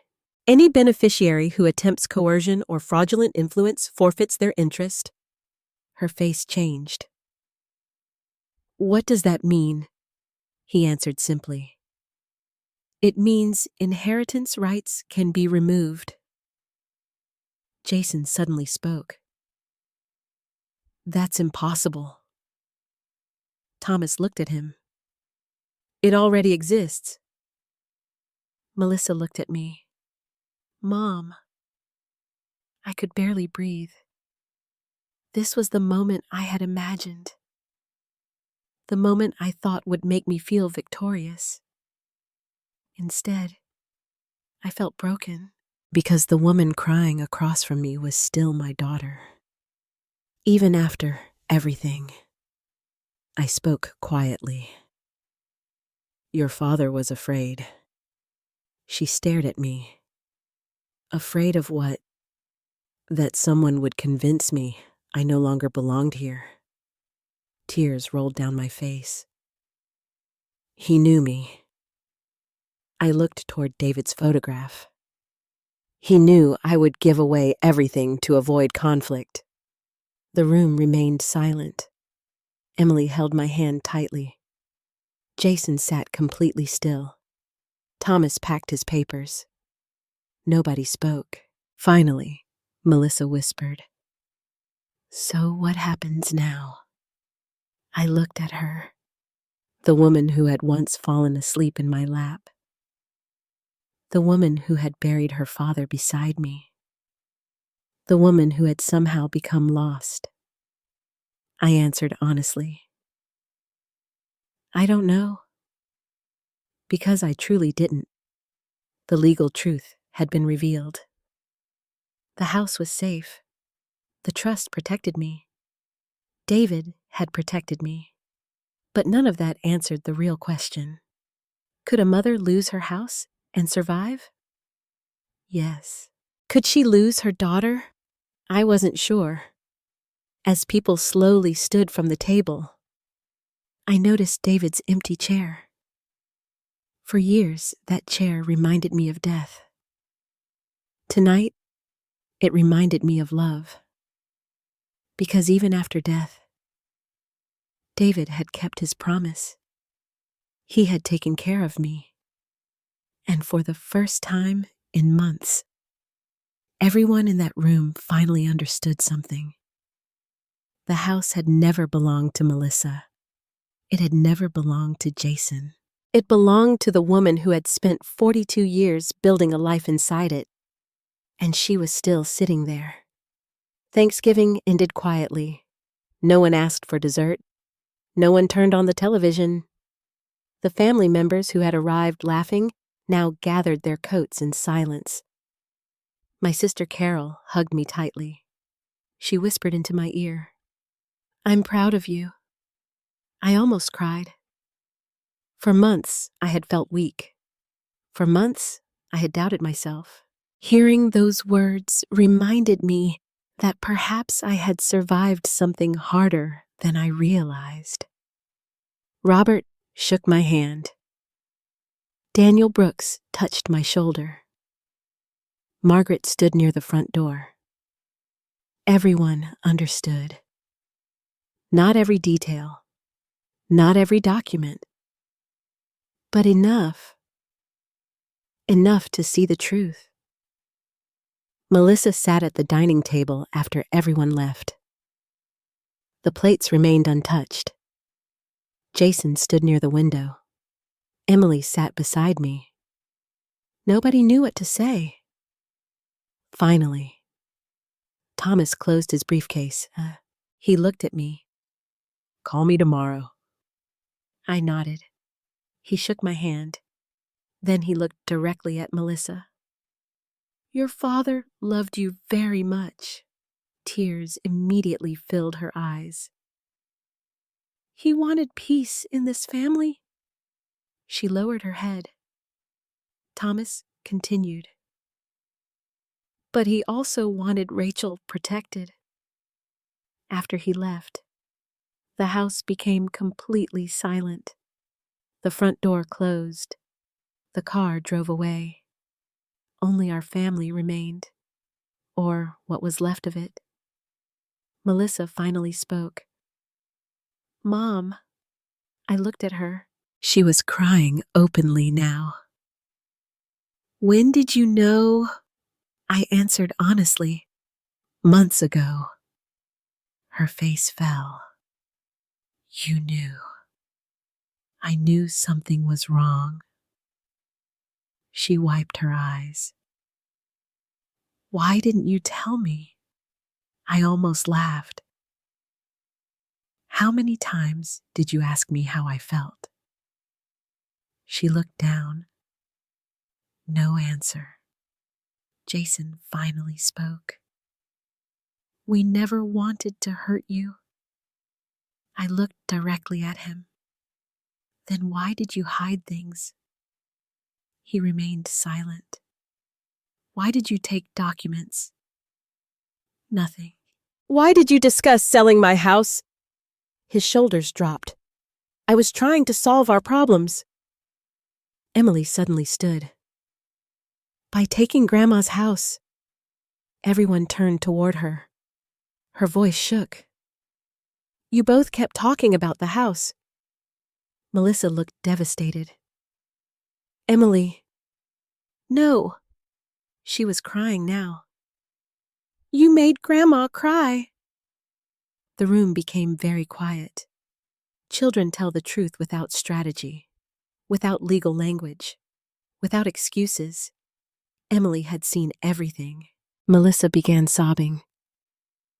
"I never meant this." I looked at her. For the first time in many months, I saw my daughter again. Not the woman talking about property. Not the woman discussing retirement homes. Just my child. Lost. Scared. Ashamed. She looked at me. "Mom, I was afraid." "Of what?" "Everything." She took a breath. "Money." Jason lowered his eyes. "We lost almost everything." She continued. "The mortgage. The credit cards. The business." Tears rolled down her face. "I thought if we could secure the house, we'd be safe." Secure the house. The words hurt, because nowhere in that sentence was the word mother. I asked quietly, "Did you think I would leave you homeless?" She immediately shook her head. "No." "Did you think I would refuse to help?" "No." "Then why?" She couldn't answer. Because fear often makes people forget who they love.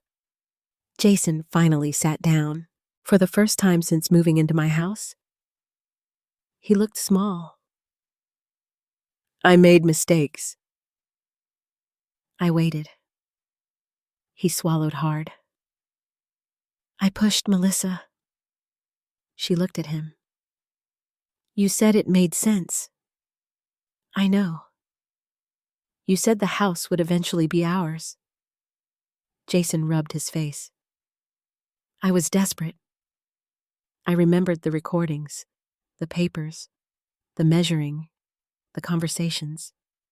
Desperation can explain actions, but it cannot erase them. Emily quietly walked upstairs. She had heard enough. I understood. Children should never carry adult failures. Melissa looked at me. Are you going to take everything away from me? The question broke my heart, because suddenly she sounded 12 years old again. I answered softly, I don't know. She cried harder. I don't want to lose you. I felt tears in my own eyes. You already did. The words hurt both of us. She covered her face. Jason remained silent. Around midnight, everyone went upstairs. I stayed alone in the living room. David's chair sat beside me. For months, I had imagined victory. I thought exposing the truth would feel satisfying. Instead, I felt tired. Very tired. The next morning, Melissa knocked on my bedroom door. She looked terrible. Her eyes were swollen. She held a cup of coffee, the way she used to when David died. May I come in? I nodded. She sat down. For several minutes, neither of us spoke. Then she said, I'm sorry. I looked at her, not because of the words, because of her voice. For the first time in a year, she sounded like my daughter. She continued. I became afraid. Why didn't you tell me? I was embarrassed. She stared at the floor. Jason kept saying we needed security. She wiped her eyes. And then it became about the house. I listened. It stopped being about family. She nodded. I know. I asked the question that had lived inside me for months. When you said the house was yours now, did you believe it? She began crying again. No. Then why say it? She looked at me. Because I wanted to believe somebody was going to save us. I sat quietly. Those words changed something. Not everything, but something. Because underneath the entitlement, underneath the pressure, underneath the selfishness, there had also been fear. That did not excuse her, but it explained her. Later that afternoon, Jason approached me. He stood awkwardly in the kitchen. I owe you an apology. I waited. He looked exhausted. I crossed lines. Yes. I never planned to hurt you. You did. He nodded. I know.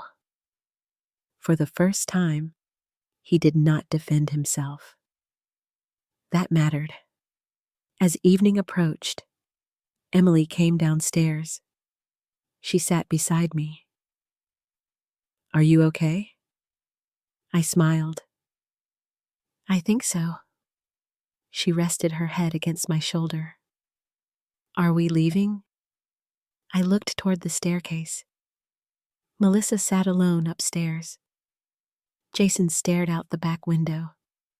The house felt different, Not peaceful, not yet, but honest. And honesty can sometimes be the beginning of healing.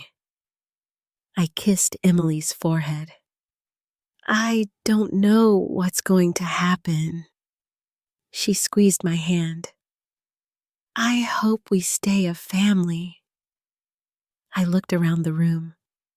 David's photographs, the fireplace, the old clock, the memories. For months, everyone had been fighting over a house. But perhaps the real question had never been who owned the house. Perhaps the question was whether our family could survive the truth. And as I looked upstairs toward my daughter's closed bedroom door, I realized something. The legal battle had ended, but the emotional one was only beginning. 3 days after Thanksgiving, the house became quiet, too quiet. Nobody argued. Nobody discussed the trust. Nobody mentioned David. The silence felt heavier than the fighting. Melissa stayed in her room for hours. Jason spent most of his time outside. Emily moved carefully between us, as if she were afraid one wrong word might break what remained of our family. I sat in the kitchen one morning drinking coffee when Melissa entered. She looked exhausted. Her eyes were swollen. She sat across from me. For several minutes, neither of us spoke. Then she asked, "Did Dad really think I would do this?" I looked down at my cup. I don't think he imagined this exact situation. She wiped her eyes. Then why the trust? I answered honestly, because he worried about me. She nodded slowly. He trusted you more than me. The words hurt because they were not entirely true. David had loved Melissa deeply, but he had understood human weakness, especially when money entered a family. He loved you, I said. She looked away. It doesn't feel like it. I wanted to argue, but grief does strange things. Sometimes people who feel ashamed convince themselves they were never loved. That afternoon, Jason approached me in the garage. He looked different, smaller, tired. For months, he had walked through my house with confidence. Now he could barely look me in the eye. "I've been applying for jobs." I nodded. "That's good." He hesitated. "I think we need to leave." The words surprised me. I had expected resistance, arguments, negotiation. Instead, I saw defeat. "When?" He looked toward the house. "Soon." I said nothing, because suddenly my chest hurt. For months, I wanted my house back. Now that it was happening, it felt like another loss. That evening, Emily sat beside me in David's chair. She held one of his old photographs. Grandpa standing beside the maple tree. "Grandma." "Yes." "Are we really leaving?" I looked at her. "I don't know." Tears filled her eyes. "I don't want to leave you." I pulled her close. "You'll never leave me." She cried against my shoulder. "I hate all of this." "So do I." She looked up. "Can Mom stay?" The question broke my heart, because the answer was complicated. Could Melissa stay? Yes. Should things continue exactly as before? No. Some doors cannot close again once they have opened. The following morning, I found several cardboard boxes in the hallway. Melissa had begun packing. Clothes, kitchen supplies, books. The sight made my stomach hurt. For months, I had watched them unpack. Now I watched them leave. Emily entered carrying a box. She smiled weakly. I hate moving. I laughed softly. So do I. She sat beside me. Mom cries every night. I looked at her. I know. Are you still mad? I thought carefully. No. Are you hurt? Yes? She nodded. Children understand the difference. That evening, Melissa knocked on my bedroom door. She held an envelope. I wrote something. I looked at her. What is it? I couldn't say it. She placed the envelope on my bed. Then she left. I waited until midnight to read it. The handwriting was shaky. Mom, I don't know when I stopped seeing your house as your home and started seeing it as our answer. I told myself I was protecting my family. I told myself I was helping you. But somewhere along the way, I stopped listening. I stopped asking how you felt. I only asked about papers, money, and the future. I know I hurt you. I know I disappointed Dad. And I know saying sorry cannot fix this. I miss my mother. Love, Melissa. Tears rolled down my face. For months, I had wanted an apology. Now that I had one, it felt heavy, because apologies cannot restore time. They cannot erase words. This house is mine now. Those words still lived inside me. The next afternoon, Thomas called. How are things? They've started packing. He became quiet. And how are you feeling? I looked around the living room. Boxes. Silence. Memories. I don't know. He understood. Sometimes justice and sadness arrive together. I smiled. That sounds like David. Thomas laughed. He said it often. After the call, I walked into David's study. The afternoon sunlight filled the room. His books still lined the shelves. His glasses still sat beside the lamp. For years, I believed grief ended. You survive. You move forward. But perhaps grief simply changes. First, you lose your husband. Then you lose your daughter. Then maybe you find both again in different ways. That evening, Jason loaded several boxes into the car. Emily helped. Melissa stood beside the porch. The cold wind moved through the trees. Margaret watched from next door. The neighborhood felt unusually quiet. Jason approached me. I know you may never forgive me. I looked at him. I don't know yet. He nodded. I deserve that. For the first time, I believed him. Not because he was innocent, because he had finally stopped defending himself. Melissa walked toward me. She looked terrified. Mom. Yes. She began crying. I don't know how to fix this. Neither did I. Because some wounds heal slowly. Some wounds leave scars. I touched her face, the same face I kissed when she was a baby, the same face I watched at her wedding. the same face that had once looked at me and said my house belonged to her. "I can't give you what you wanted." She cried harder. "I know, but I don't want to lose you." She covered her mouth. For several seconds, neither of us moved. Then she hugged me.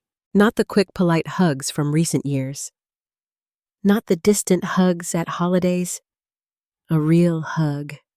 The kind a daughter gives her mother. And we both cried. Not because everything was fixed. Because it wasn't. Not because trust had returned. Because it hadn't. We cried because the truth had finally entered the room. As night fell, I sat alone beside the fireplace. The house felt emptier. The boxes, the silence, the memories. Upstairs, my daughter packed her life. Downstairs, I tried to understand mine. And for the first time since David died, I realized something. Keeping the house had never been the real victory. The real victory was refusing to lose myself. The moving truck arrived on a cold Monday morning. The sky was gray. Snow had not yet fallen, but winter had already reached Ohio. I stood at the kitchen window holding a cup of coffee. Jason loaded boxes into the truck. Melissa folded blankets. Emily sat quietly on the front steps. No one spoke very much. The house had become gentle again. Not because everything was fixed. Because everyone was tired. Pain eventually exhausts people. For the first time in months, nobody argued about the house. Nobody mentioned ownership. Nobody discussed money. Only silence remained. Around 10 o'clock, Emily entered the kitchen. She looked up at me. "Grandma?" "Yes." "Can I still come here?" I smiled. "This will always be your home." She wrapped her arms around me. "I was scared you would hate Mom." I kissed her forehead. "I could never hate her." Emily looked relieved. "But are you still hurt?" I nodded. "Yes." Children understand honesty. She squeezed my hand. "I think Mom is scared too." I already knew.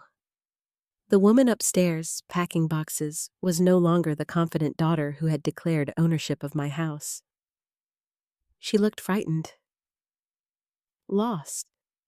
Ashamed. By noon, most of their things had been packed. Jason approached me near the garage. "I found an apartment." I nodded. "When?" "We move tomorrow." His voice was quiet. For several seconds, we stood together. Then he said, "I don't expect forgiveness." I looked at him. "What do you expect?"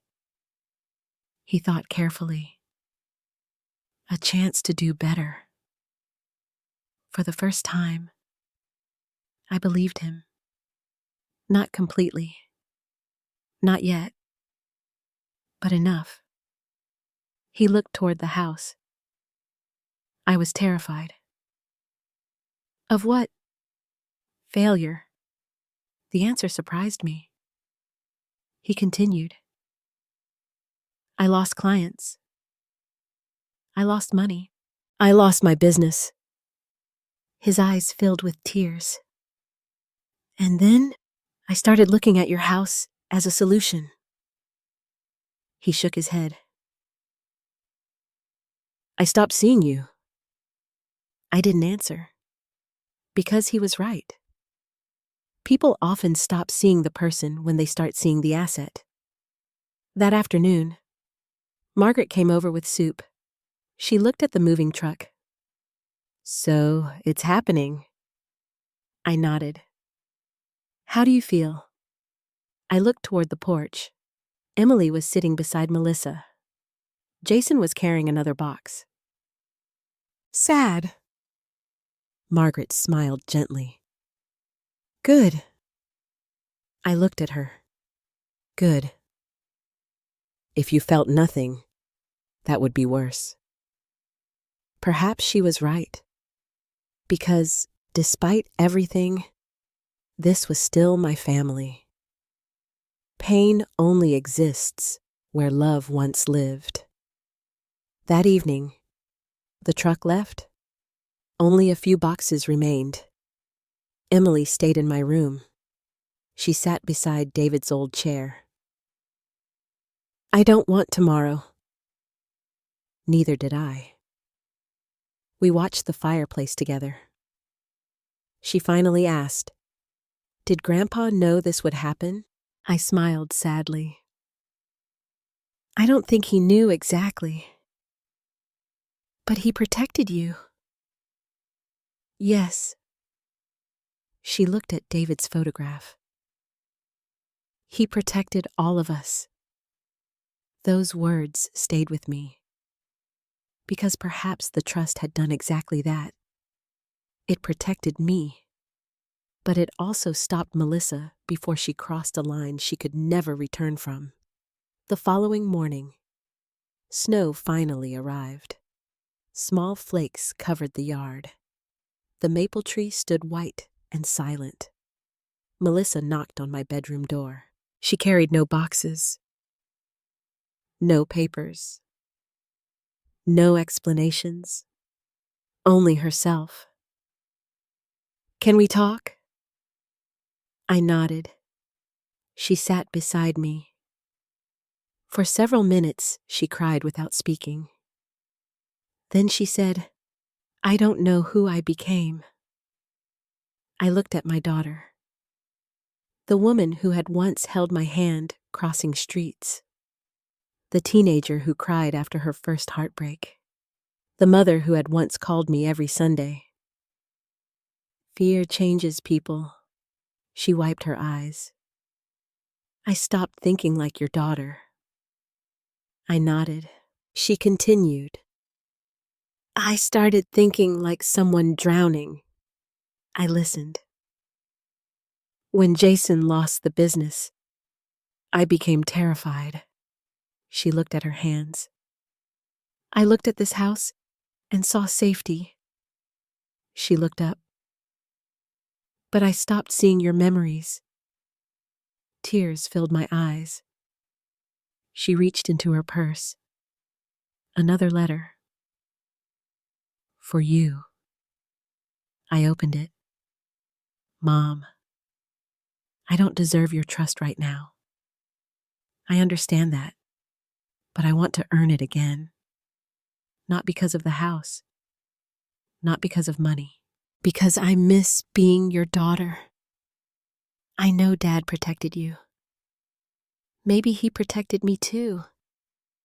Because if this had continued, I might have become someone neither of us recognized. I love you, Melissa. I folded the letter. She looked terrified. What happens now?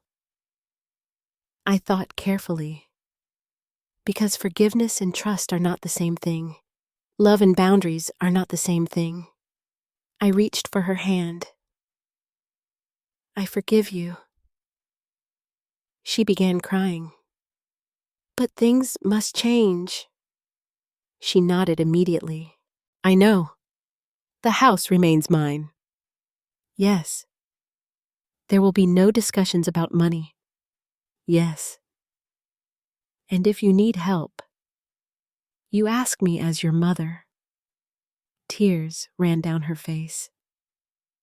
Not as an owner. She whispered, okay. For the first time in over a year, I felt peace. Not because everything had returned, because it hadn't. Some scars remain. Some words stay with us forever. This house is mine now. I would always remember those words. But perhaps Melissa would remember something too. That love cannot survive entitlement, that family cannot survive greed, and that mothers are stronger than their children often realize. Later that afternoon, Jason loaded the final boxes. Emily hugged me for several minutes. "I'll come every weekend," I smiled. "I'll make cookies." She laughed through tears. Melissa stood near the car. She looked nervous, almost like a child leaving home for the first time. She walked toward me. "Can I hug you?" I opened my arms. She cried against my shoulder. "I'm sorry." I closed my eyes. So am I. When the car finally drove away, snow continued falling. The house became quiet again, exactly as it had been before. Yet something was different. I walked into the living room. David's chair sat beside the fireplace. His photograph rested on the shelf. The silence no longer felt lonely, because loneliness and peace are not the same thing. I sat down and looked out the window. For months, I had fought to keep my house, but now I understood. The real victory wasn't keeping the property. The real victory was keeping my dignity.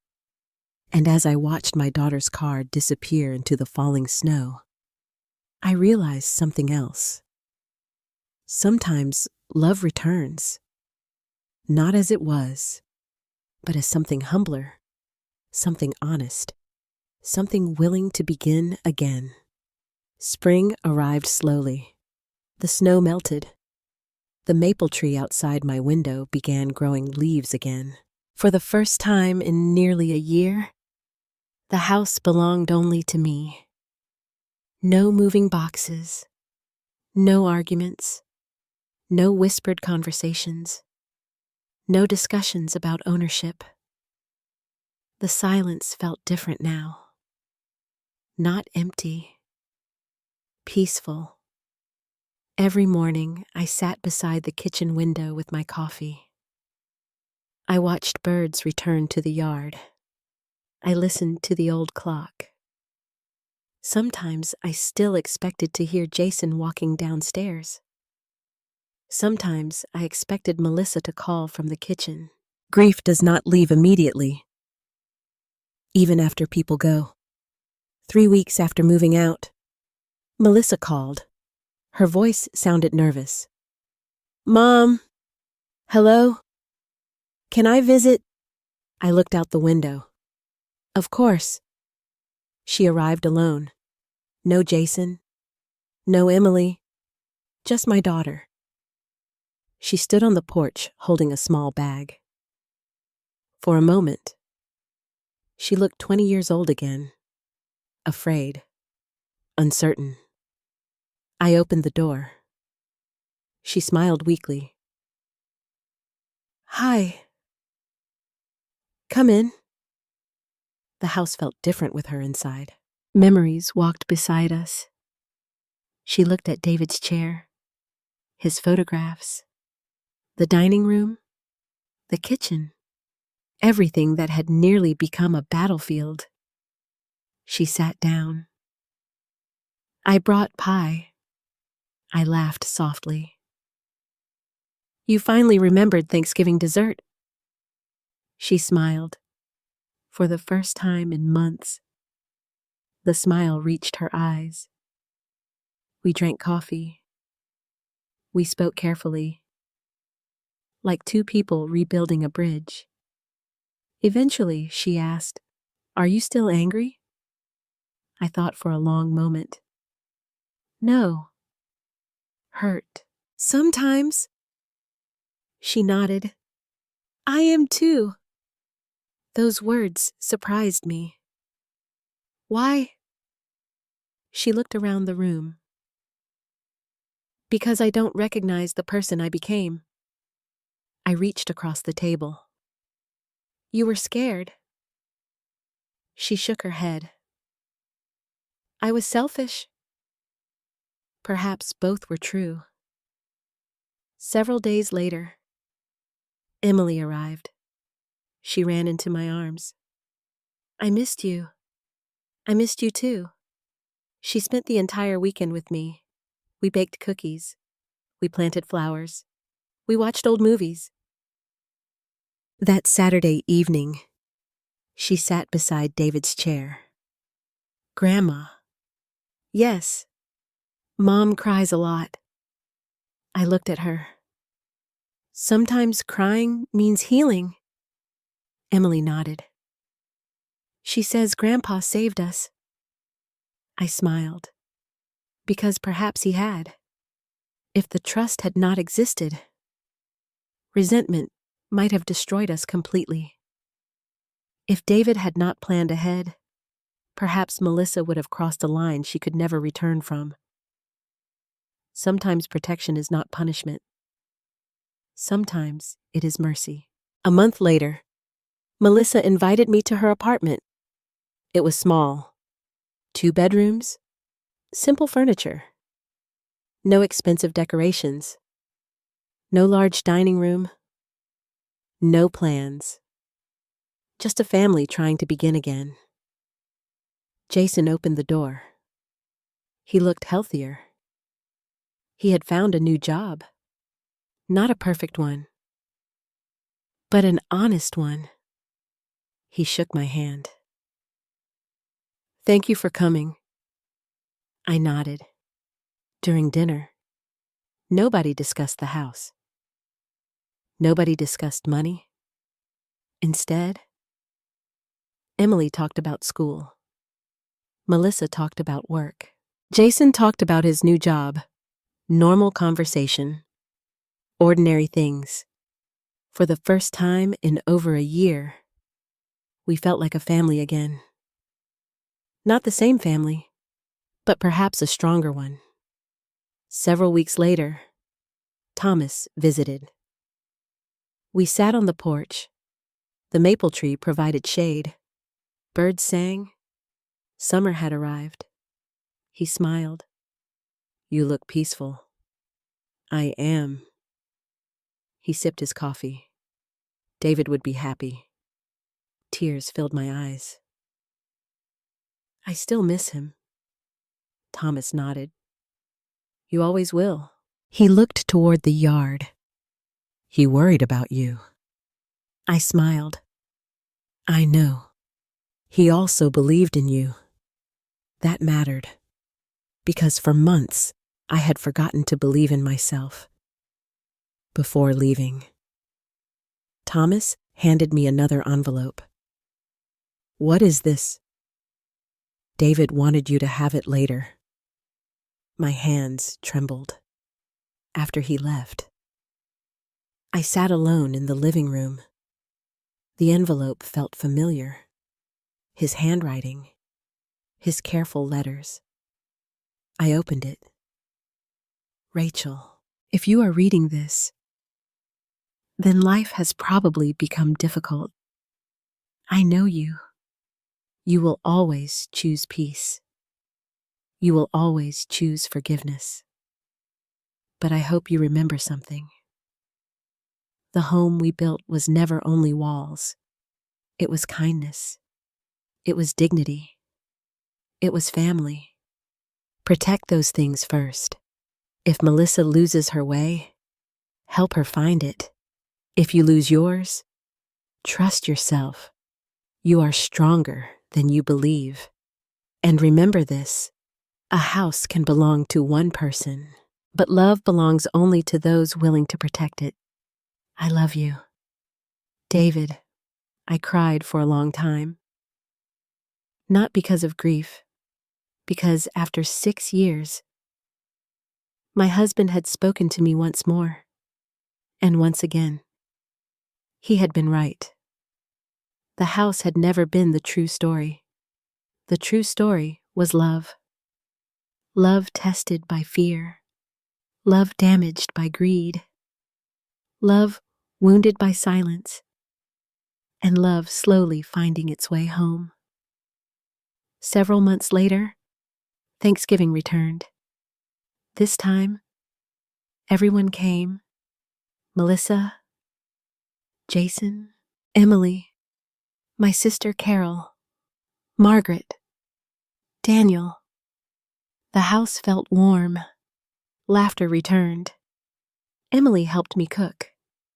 Jason carved the turkey. Melissa set the table. Before dinner, she stood. She looked nervous. I want to say something. Everyone became quiet. She looked at me. Last year, I forgot who my mother was. Tears filled her eyes. I saw a house instead of a woman. Nobody spoke. She continued. I thought security came from property. She shook her head. It comes from family. She looked directly at me.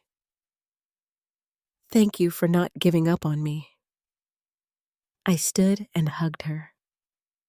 The room remained quiet. Some people cried, even Jason. Outside, leaves fell from the maple tree. Inside, the house felt alive again. Later that night, after everyone left, I sat alone beside David's chair. The fireplace glowed softly. I looked around the room, the photographs, the memories, the walls, the home. Melissa had once said, "This house is mine now." But she had been wrong. The house belonged to me. Yet the greater truth was something David had known all along. A home does not belong to the person whose name appears on a document. A home belongs to the people who learn how to love one another inside it. And finally, after everything we lost, we were learning again. Afterward, lessons and reflections. Sometimes the greatest danger does not come from strangers. It comes from fear. Fear of losing money. Fear of losing security. Fear of the future. Melissa did not wake up one morning planning to hurt her mother. Jason did not begin as a villain, but fear slowly changed them. They stopped seeing Rachel as a mother and began seeing her as a solution. This story reminds us that kindness is not weakness. Boundaries are not cruelty. Love does not require surrender. Rachel protected her dignity without abandoning her family. She learned that forgiveness and trust are different things. Trust must be rebuilt. Forgiveness is a choice. David's greatest gift was not the trust he created. It was the wisdom he left behind. He understood that people sometimes lose their way. And he prepared not only to protect his wife, but also to give his daughter a chance to find herself again. Families break slowly. They also heal slowly. Sometimes, the strongest words are not spoken during arguments, but during moments of honesty. If this story touched your heart, I would love to hear from you. Have you ever experienced conflict within your family? Have you ever had to protect yourself from someone you loved? What would you have done if you were Rachel? Please share your thoughts in the comments. Tell me where you're watching from and what time it is in your city right now. And if this story stayed with you, please consider subscribing and joining us for more stories about family, love, forgiveness, and the strength we discover when life tests us. Because sometimes the people we love lose their way, and sometimes love is patient enough to help them come home.